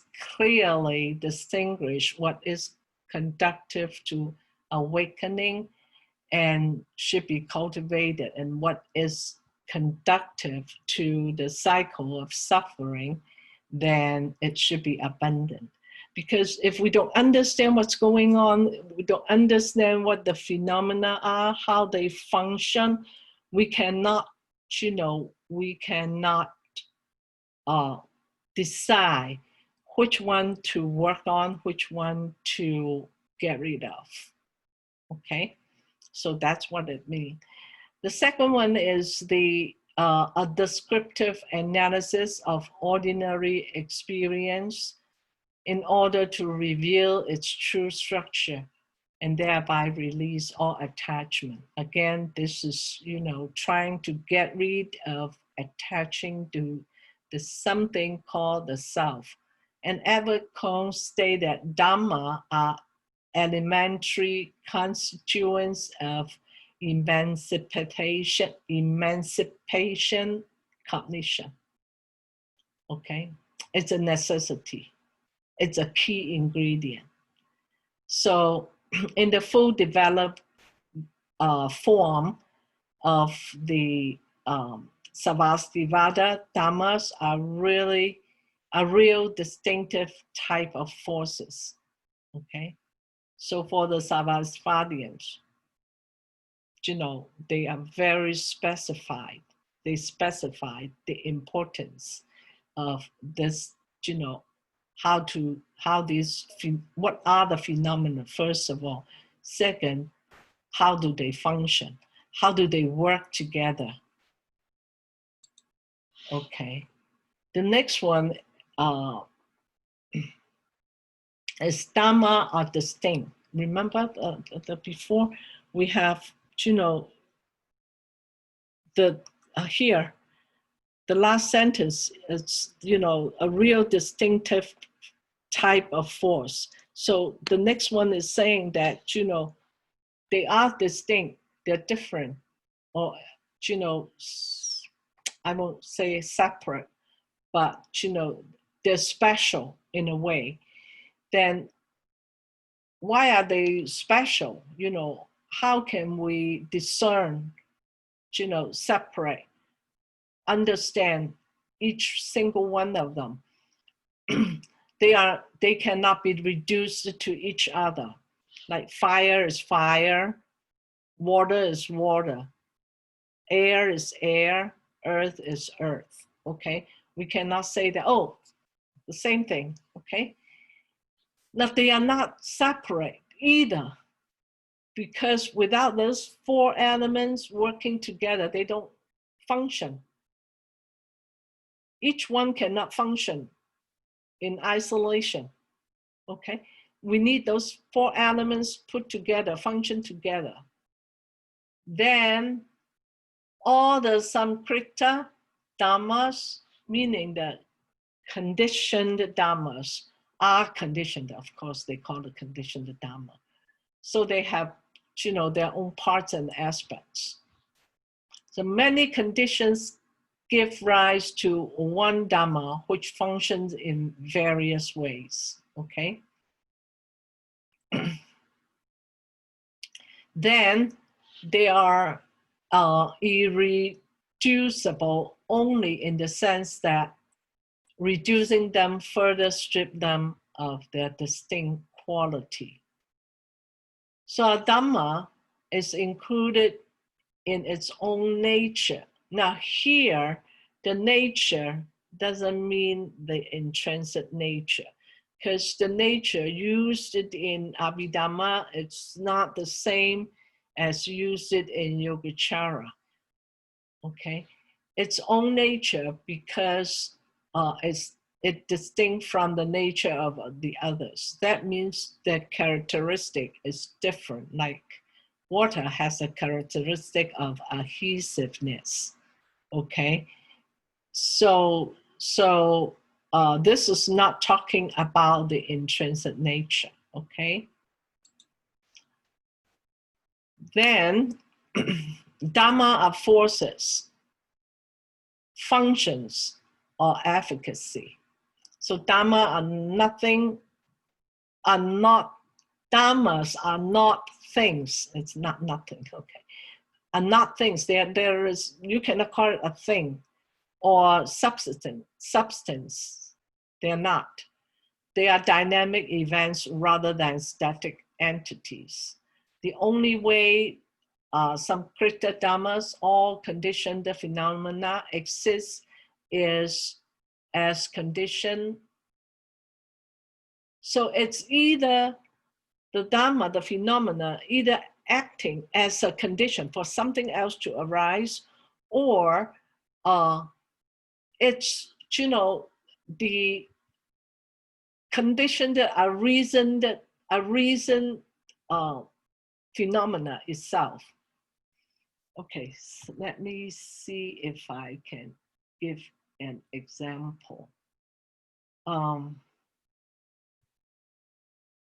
Okay, let's take the 4 elements as an example. The elements by themselves are called the Dhamma, a phenomena. Okay, so with all, you know, the condition, the 4 elements by themselves are, you know, if we, by themselves, each one of them, they also need condition to arise, to arise. But then putting the 4 elements together, they are the condition for this person to exist. So they exist as either conditioned or conditioning forces. Okay, they can be a doer, or they can also be a final product. All depends how they function. All depends how they function. The next one is to exist, to cause, or be, you know, be caused. Same thing. Okay. No Dhamma has only one cause, and all Dhammas have multiple causal function within the, you know, that's what the Savasivada analyze. Okay. Dhammas have no existence aside from their causal role. Okay. So they are saying that, okay, something happened has to have a cause. But if there is no cause, that thing won't happen. So they cannot exist. Any phenomena, any conditioned phenomena need condition to exist. Okay. So for the Savasivadins, if we're saying that the Dhamma is not real, they cannot accept it. Because, you know, if we deny, we're saying that Dhamma is not real, that means we are denying the reality of dependent coexisting. That's the Savasivada's idea, okay? So another thing is a Dhamma tendency or classes of abstractions or types. So all Dhamma includes plurality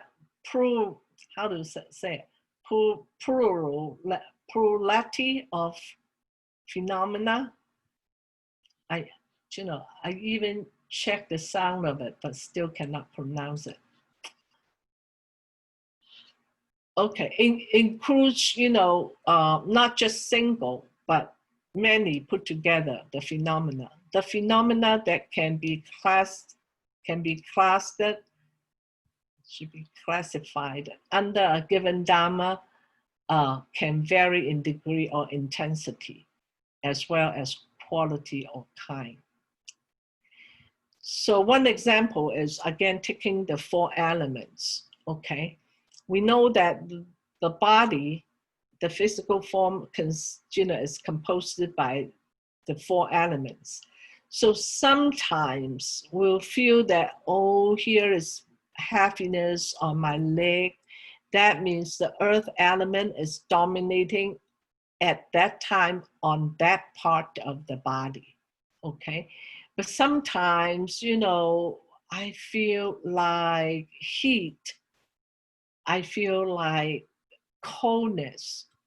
So the degree of intensity can change, okay? Sometimes, you know, this element will dominate, the other time another element will dominate. So it varies in degree and intensity, okay? So Dharma in some pure form do not appear as such. We have a saying that what you see is what you get, right? But here it says it doesn't necessarily true, because Dharma in some pure form do not appear as such. You know, we cannot, it's only appearance that we see, not necessarily the pure form. So there are types. A given Dharma is typically of any array of many different phenomena, all the same type, okay? Dharma constitute fundamental regularity, underlying and structure, and structuring what is happening. So repeatedly, it's describing, you know, what are the Dhammas, how they function, can it, you know, be classified, what are their characteristics. So all these, you know, all these few pages are description of the Dhamma. So another kind of description of the Dharma theory is that, is Dharma real? So it's real in the sense that they are established by their own nature. Again, I don't like the word nature. I like, you know, their characteristic, their own characteristic. Okay, so they're, you know, each Dharma is distinctive with their, you know, tendency, characteristic. They are real in that sense that they have ultimate existence in contrast to composite entities such as the self. Okay. Here I have to explain it a little bit. So it says ultimate existence. We're saying that ultimately, you know, nothing arises, nothing exists, nor non-exists, right? So why does it say that ultimate existence? That means if we disintegrate, dissect one phenomena into small part, like, you know, again, using the 4 elements. If we dissect this thing, you know, it's, you know, this is composition of the 4 elements, this fan. So if we take it apart,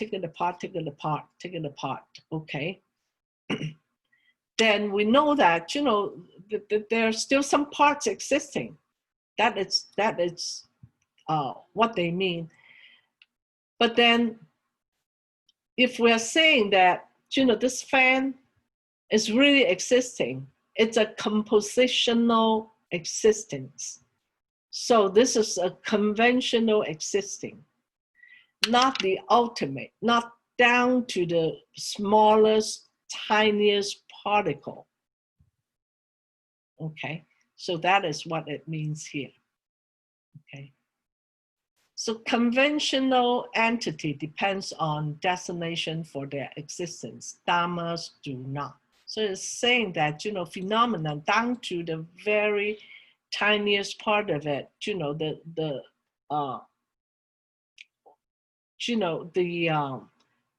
smallest element. Right now, what is the smallest element? It's not neutron, proton.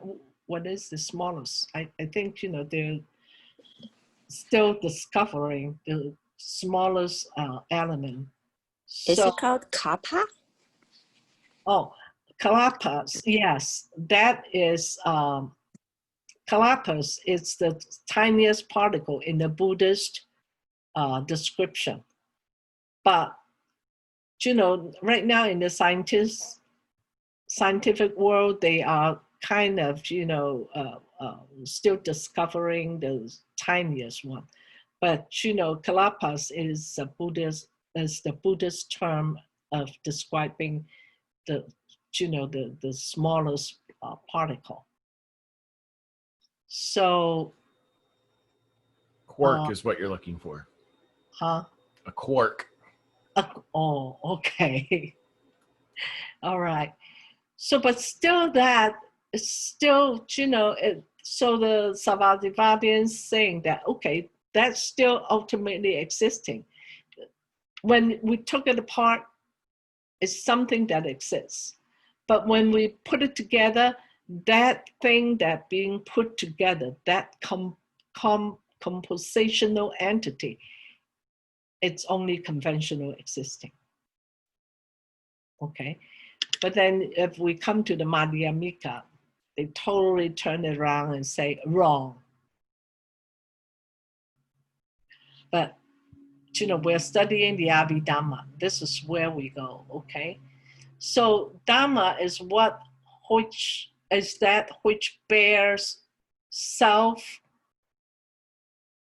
characteristic, okay? So intrinsic nature is able to uphold or bear its own identity. These definitions play on the root of Dhamma, to hold. I won't pay much attention to this sentence because, you know, it would get into more confusion. So the question is, if we dig into this statement, then are we talking about the intrinsic nature is the ultimate existence? While the ultimate existence is not neither arising nor non-existing. Okay, so I would say let's not get into that because, you know, we need Vasubandhu to explain that. Okay, that's the description of the Dharma theory. We do need to know that because, you know, in the Abhidhamma Kosa, it's talking about nothing but Dhammas. Okay. So not necessary, you know, memorize all these descriptions, but at least, you know, catch the key points or key concepts of the Dhamma theory. Okay, the next one, it's from a professor from Hua Feng University in Taiwan. Okay, it's a study paper. It's a collection of all these study papers. So if we're saying that, okay, here is a refutation against the Sarvastivadins concept. So let's first understand what are the Sarvastivadin concepts first. Okay, so before we get into that, do you guys need a break? Yeah, if we can just take a couple minutes, it'd be great. Yeah, maybe 10 minutes. Okay. If Vasubandhu was going to say that, okay, the Abhidhamma composed it by the Sarvastivadins, they are wrong, then we have to find out, what is their idea first, what is their teaching, their concepts. Okay, basically, there are two. But then, just to explain that, I add, some explanation. So first one is called phenomena exists in all three periods of lives. It exists in the past, in the present, and also in the future. Okay. Then the next one is called the body of all phenomena are permanent. The body here, let's not think about the five aggregate body. That means, the sign. Remember the Diamond Sutra, it says, the sign of something, the image of something, okay? This means, the sign, the form of all phenomena are, permanently existing. So those are the two ideas. So it says, past Dharma exists as present Dharma arise based on them, because, their explanation was that, for cause and effect, if there is no past Dharma, then what is the base for the present Dharma? So the past Dharma exists, then it gives rise to the present Dharma. And then future Dharma exists because, the present Dharma exists, will give rise to them. So those are the explanation of phenomena exists in all three periods of time. So that's their argument.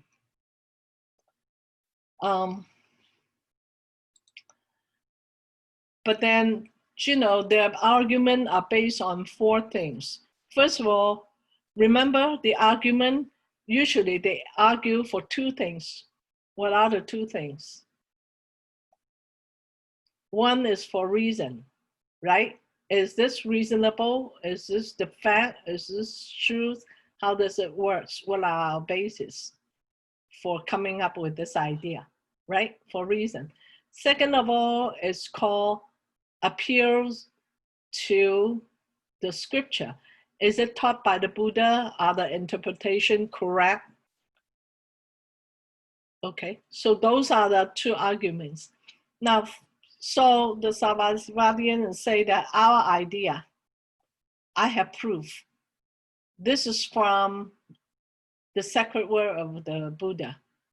Why? Because this is from Samyutta Agama. And this Agama, this sutra is called the Stick Bun Sutra. So here they are, there is a presumption that, existential reality, what they call this is a term, okay? So they said that, because of the Buddha said so. So this is the, called the existential reality. Okay, so they have this kind of presumption. Second of all is by deduction, reasoning. Okay, so by inference, two conditions give rise to consciousness. So this is a presumption of epistemology reality. Okay, so what they mean is like, okay, what are the two conditions? One, we have to have the physical eye. Second, we have to have the external object. So, so the eye with eye faculty meets the external object. Contact exists. Remember the papancha process of papancha? So give rise to the eye consciousness. So because, these two conditions give rise to consciousness. So this is a presumption of how to recognize things by deduction, because, based on the two conditions that give rise to consciousness, this by deduction, we can presume that, the recognition is reality. Does it make sense? Okay. Number 3, their argument is like by object dependence. It says perceptual consciousness, meditative state, memory, and so forth. That means the function, the process of the consciousness requires an existing object to support. Okay? So if there is no object, if there is no external object, if there is no screen in front of me, my eyes won't see the screen at all. Okay? And there won't be any perception of the screen. Even if we're meditating, we have to have an object of contemplation. If we want to remember, for the memory to function, we have something to be remembered. So all these needs an existence of an object to support for those, for the consciousness to function. So this is an establishment of existential reality through the epistemology, reality. So another presumption. And then the 4th is causality and conditionality. When a cause precedes its effect, as in karma causation, the past cause must exist in order to provide an existing cause for the arising of a present effect. Now this one is more clear that, if we are saying that cause brings effect, so there must be a cause, okay, that would bring the effect. So, the cause is past, so the past exists. The cause in the past exists in order to provide the effect that happened now. So another argument.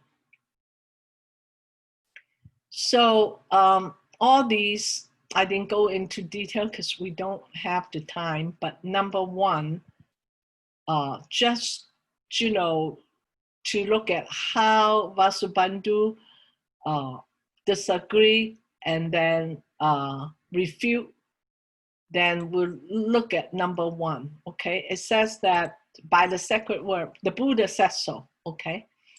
Then Vasubandhu's argument or critique is like Samudra Agama, the sutra, stick bun, that's what they base on, the stick bun sutra. This sutra cannot be found in any Agama collection. That means, the argument in appeal to scripture fail, right? They cannot find it. So the closest, and Vasubandhu did not just leave it there. He tried to find out, where this idea comes from.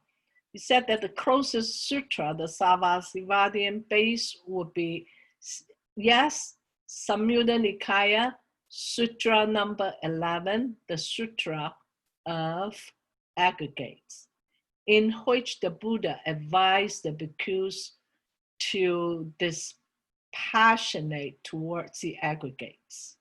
And then we'll, read a little bit of that, on the next page. So the Sarvastivada's presumption was, before being able to dispassionate, an object has to exist. You're saying that don't attach. Don't attach to what? Don't attach to this fan. There has to be something that we don't attach. Don't attach to this body and mind. There has to be a body and mind to be attached. That's their argument, okay? That Vasubandhu criticized this idea. He said that in this sutra, Buddha said, yeah, do not attach to dispassionate this aggregates. He explained the impermanence, of the aggregates and advised his disciples to dispassionate towards the aggregates. But he did not mention that the aggregates are factually exist in the past, present, or future. So the assumption is that you want to detach from something. There has to be something. But the Vasubandhu's argument was like, yeah, the Buddha said dispassionate, but he didn't say that the aggregates exist any time of, a period of time. So to refute the concept, Sarvastivada's concept, he utilized the viewpoint of the Sutrantika. Again, we mentioned about the momentariness, okay? Now, there are descriptions on that. I think we just, briefly studied that. So I won't repeat that. So, I pulled out the sutra that they were talking about. It's not called the Stick Bun Sutra.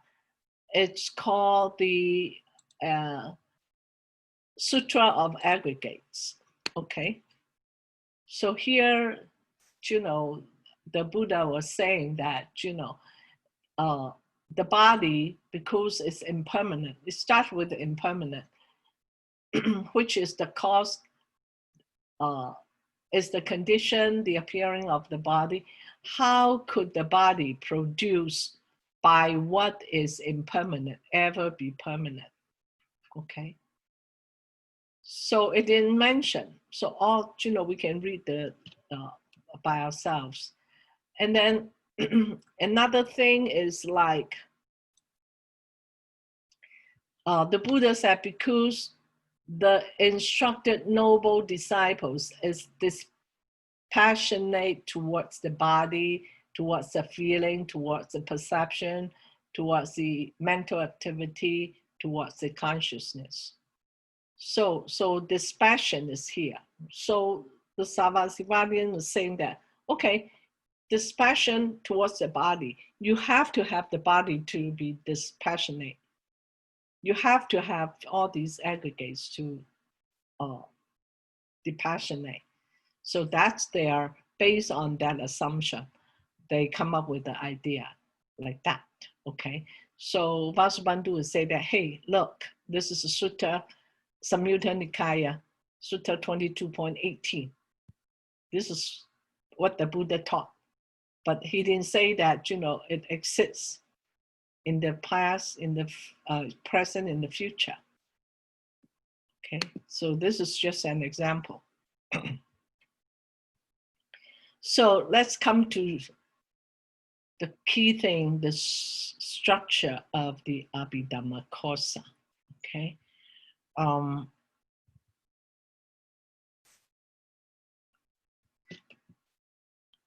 Let me see, do I go to, no, okay, here, we'll continue with the slide first, and then if, later on we can do that. So this is the structure. That is why I said that Dhamma is very important. Look at the entire structure. It's talking about nothing but the Dhamma, right? So this is chapter 9, the refutation of the erroneous view, chapter 9, all right? So the Dhamma separated into two. It's called overall explication. It's just, an overview of the contaminated and uncontaminated Dhamma. And then later on, it kind of pick out, separate explication of the contaminated to more detail, more fine-tuned. So on the overview, it gives us, the explanation or demonstration of the characteristics of the Dhamma. That is chapter 1, the Dhatu, the elements and components, okay? Then this chapter 2, it's explication or explanation, demonstration, the function of the Dhamma. That is chapter 2 when he talk about the faculties and roots. Okay, so these are what we call the indriyas. Then going to separate explication, it has the special explication of the Dhamma, contaminated Dhamma, and then the explication of the uncontaminated Dhamma. So what are the uncontaminated Dhamma? Remember the chart that I show you? The Four Noble Truths? Okay. The what? Four Noble Truths. One is the elusive sphere. The other one is what?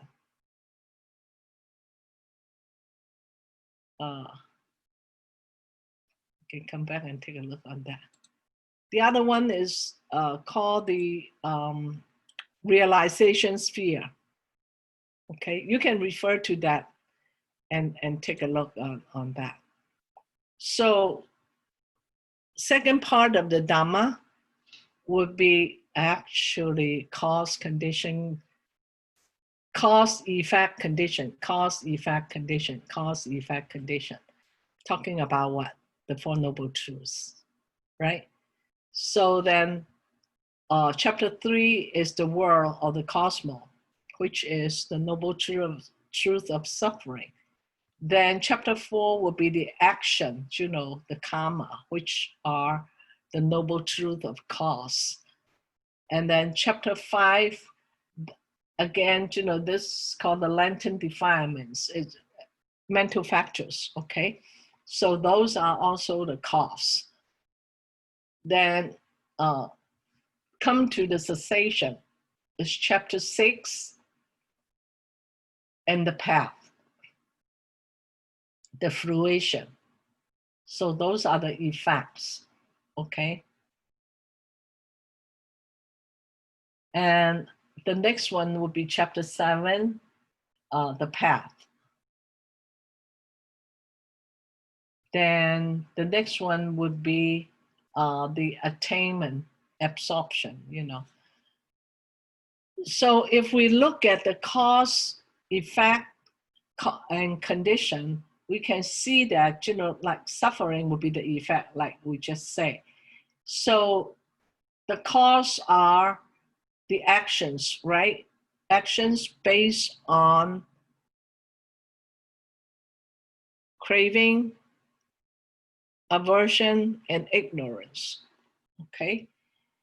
Then the condition for the effect to happen, there are subtle defilements, what they call latent defilements, okay? So those are the conditions for that to happen. Now, for the uncontaminated Dhamma, the effect is fruition, right? Realization, the noble one's realization of the truth. That is the effect. Then the cause for that to happen is wisdom. We have to have wisdom. So how do we cultivate the wisdom? It's through meditation, absorption. Okay? So these are the entire structure of the Abhidhamma Kosa. And then chapter 9, actually, he didn't have any karika on chapter 9, maybe only 3 karika. So chapter 9 is basically arguments and refutations. So this page is telling us that, which topic are included in the verses, which verses, like verses number 1 through 3 is the expository. Correctors 4 to 7 is the basic category, conditioned, unconditioned, pure, impure. So these are the the verses, and these are the topics.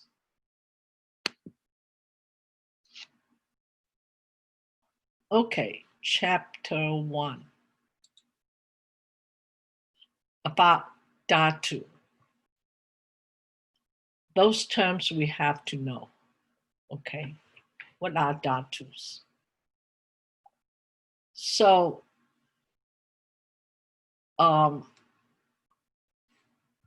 let me get to the next one first. Maybe this week we have, we are more clearer. What are all dhammas? It consists of aggregates, 5 aggregates. The 12 sense bases, the 18 dhatus of spheres. So do we know how those coming from? 5 aggregates we know, right? Form, Feeling, thing, perception, uh-huh, mental volition, uh-huh, and consciousness. right, 5 aggregates. How about the 12 sense bases? Is there 6 faculty plus the 6 external object? Yes.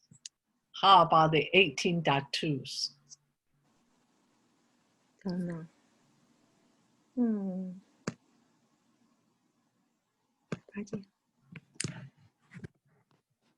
Not sure. Okay. So 18 dhatus. Or go to the next slide. Go back before we get to that. Okay, so we have to make sure we understand this.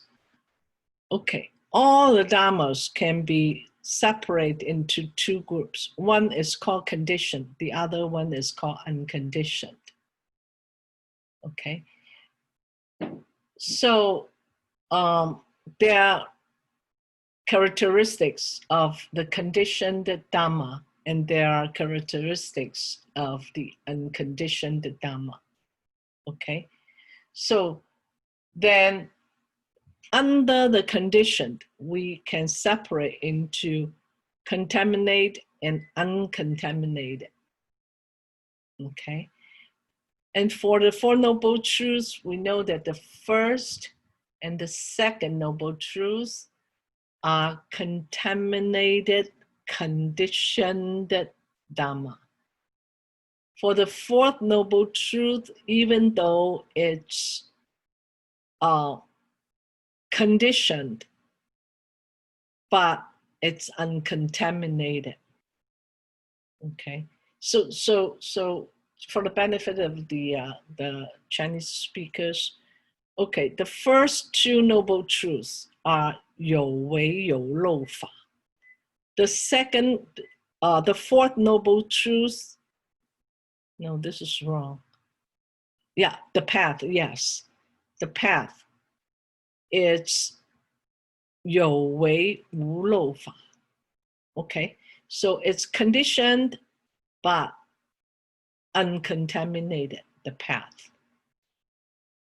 But then on the unconditioned sphere, okay, here is the third noble truth of cessation, which is unconditioned, also at the same time uncontaminated.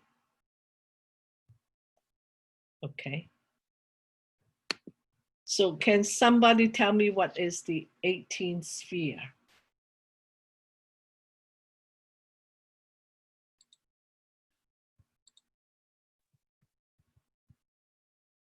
I think it's the 12 sense bases plus that 6 consciousness to make it 18. Okay. Any objection here?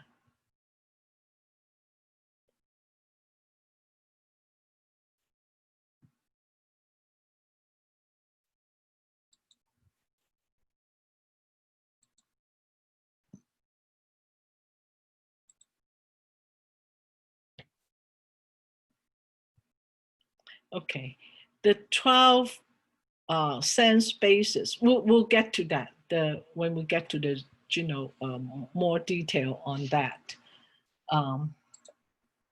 For some reason, my computer froze. I don't know what happened.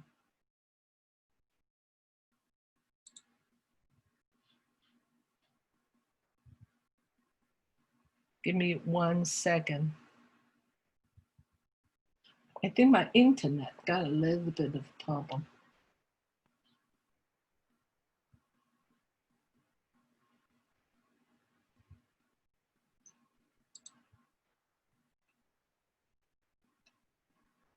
Because I want to pull out some information.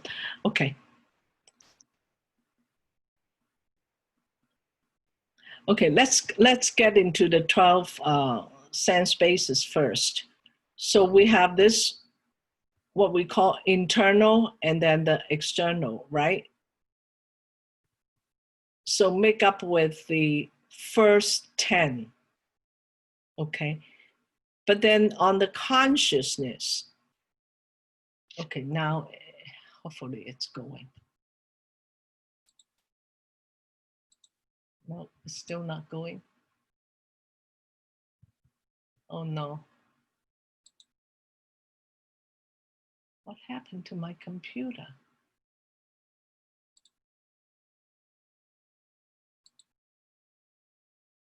Okay. So on the mental part, on the mind part, we have, the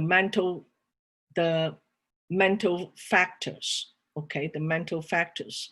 And then, all these mental factors, we can see that, what are they composed of? They're different groups that separate each different Dharma. Okay. Here.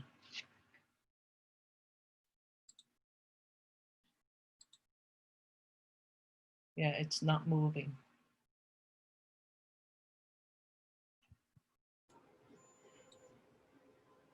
You may need to restart it, but Yeah. it's all the way on the other side of your room.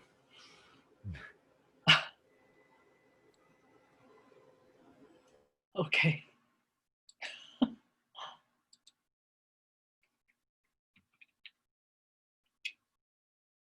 Yeah, it's not functioning.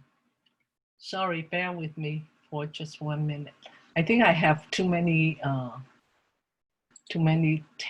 tabs open. Maybe that's the reason why.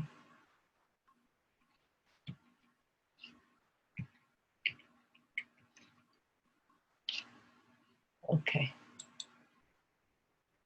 because I have my notes here. If I don't see it, then it's going to be a problem.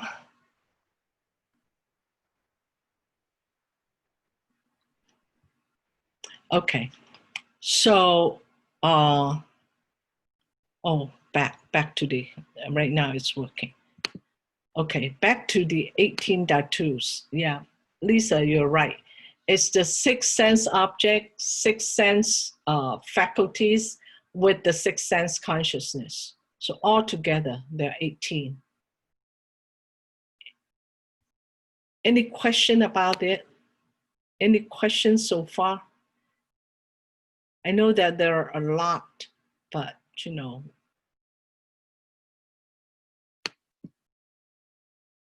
Okay, so the dhatu, the five aggregates, especially the rupa, the skandha, we have a composition of the four elements. Each had different characteristics and different functions. So before I go to that, I have to stop sharing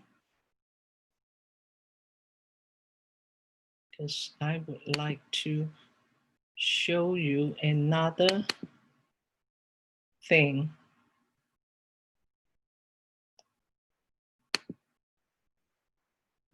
Share. Share.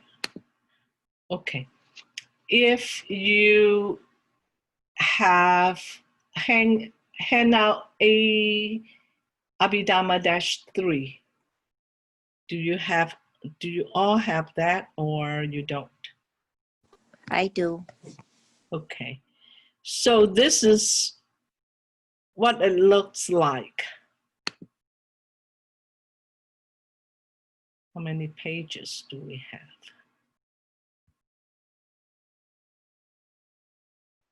I don't know. 100 pages.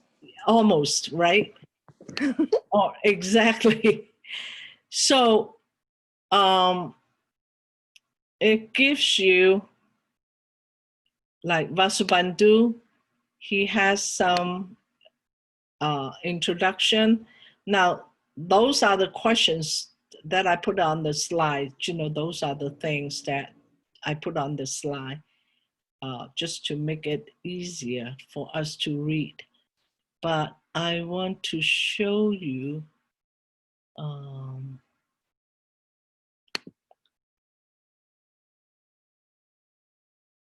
okay, some of these are the historical background. Okay, this is the screen I want to show you. So the chapter 1, 2, 3, 4, 5, 6 through 9. The chapter 1 is the dhatu. Remember the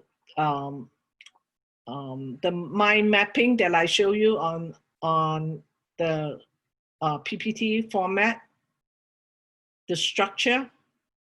Okay. So instead of reading the entire thing here, we can just, look at the mind mapping to get some idea of, how the structure of this Abhidhamma has looked like, okay? So, and then the next one, this is the basic organization, chapter 1, dhatu.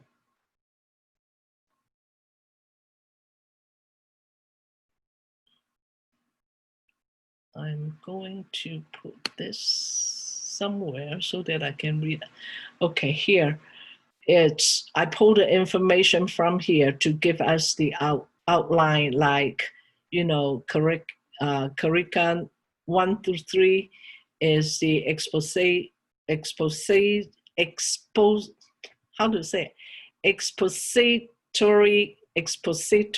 okay? Expository. Expository, thank you.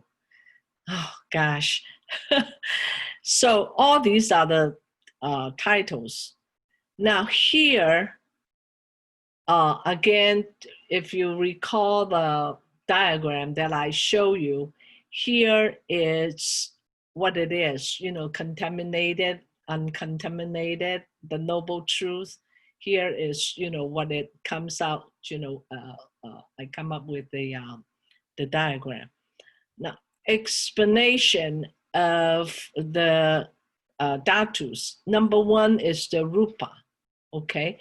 And then, rupa is composed of the elements, of the 4 elements. And then it goes through the Vedana, the perception, the sankhara, and all those. And then the next page would be the 75 dhammas, the 5 positions, 75 dhammas. This is the diagram, okay? It's very confusing. So I don't know where the arrow goes, but later on I'll show you a mind mapping. Maybe that will help us a little bit clearer. So any question about chapter 1? Key thing about chapter 1 is to know what are the dhammas, okay? 5 aggregate, 12 ayatana, 18 dhatu. Okay, now how can we separate them? Condition, unconditioned, contaminated, uncontaminated. How does it relate to the 4 noble truths? And then the rupa dhatu, what are they composed of? What are the characteristics? How do they function? Those are the things that we should pay attention to. Okay, any question about chapter 1?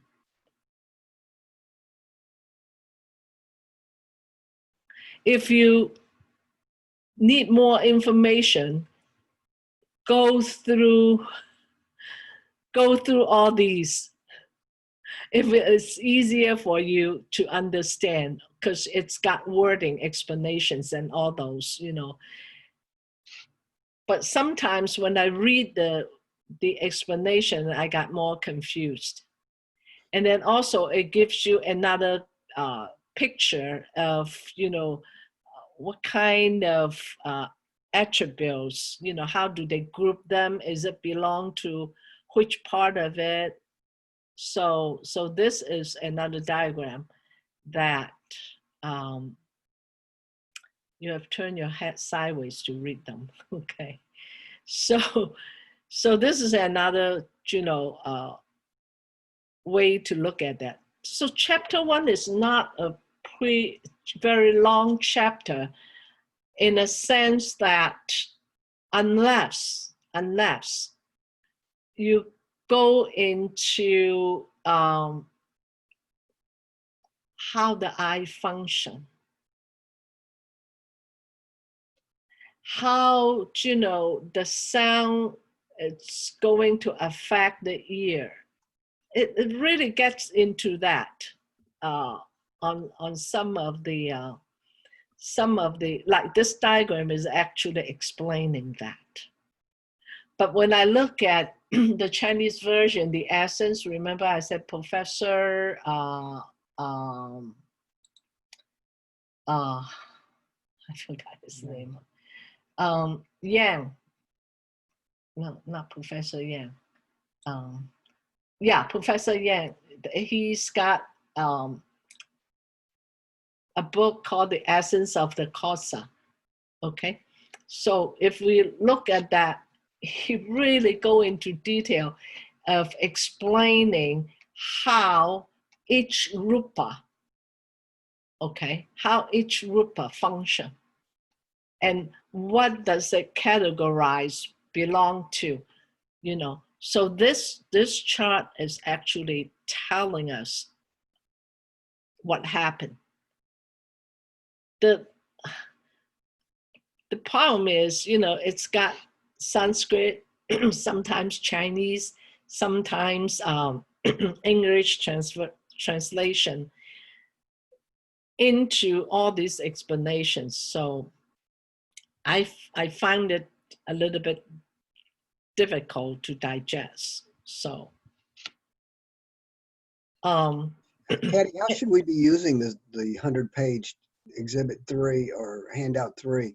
Should we read all of that, or should we just use it as an encyclopedia? yeah, I would treat it as an encyclopedia, because because this is this is a very short course. We have only 6 hours to explain all this information. So that's why I pick chapter 1 and chapter 2 and also chapter 9, that we are going to maybe get into a little bit more detail into it, because no way that we can complete all, or even consume all those information. Look at, just if you have a question about, okay, what is this dhatu? What does the rupa means? And how it related, in terms of defilements, in terms of grossness, if you want to get into the detail of it, you can do that, like, the screen I just showed. Okay, the skandhas, rupa, which is the material form. So in terms of grossness, the form is the grossest of all the aggregates, since it possesses impact, okay?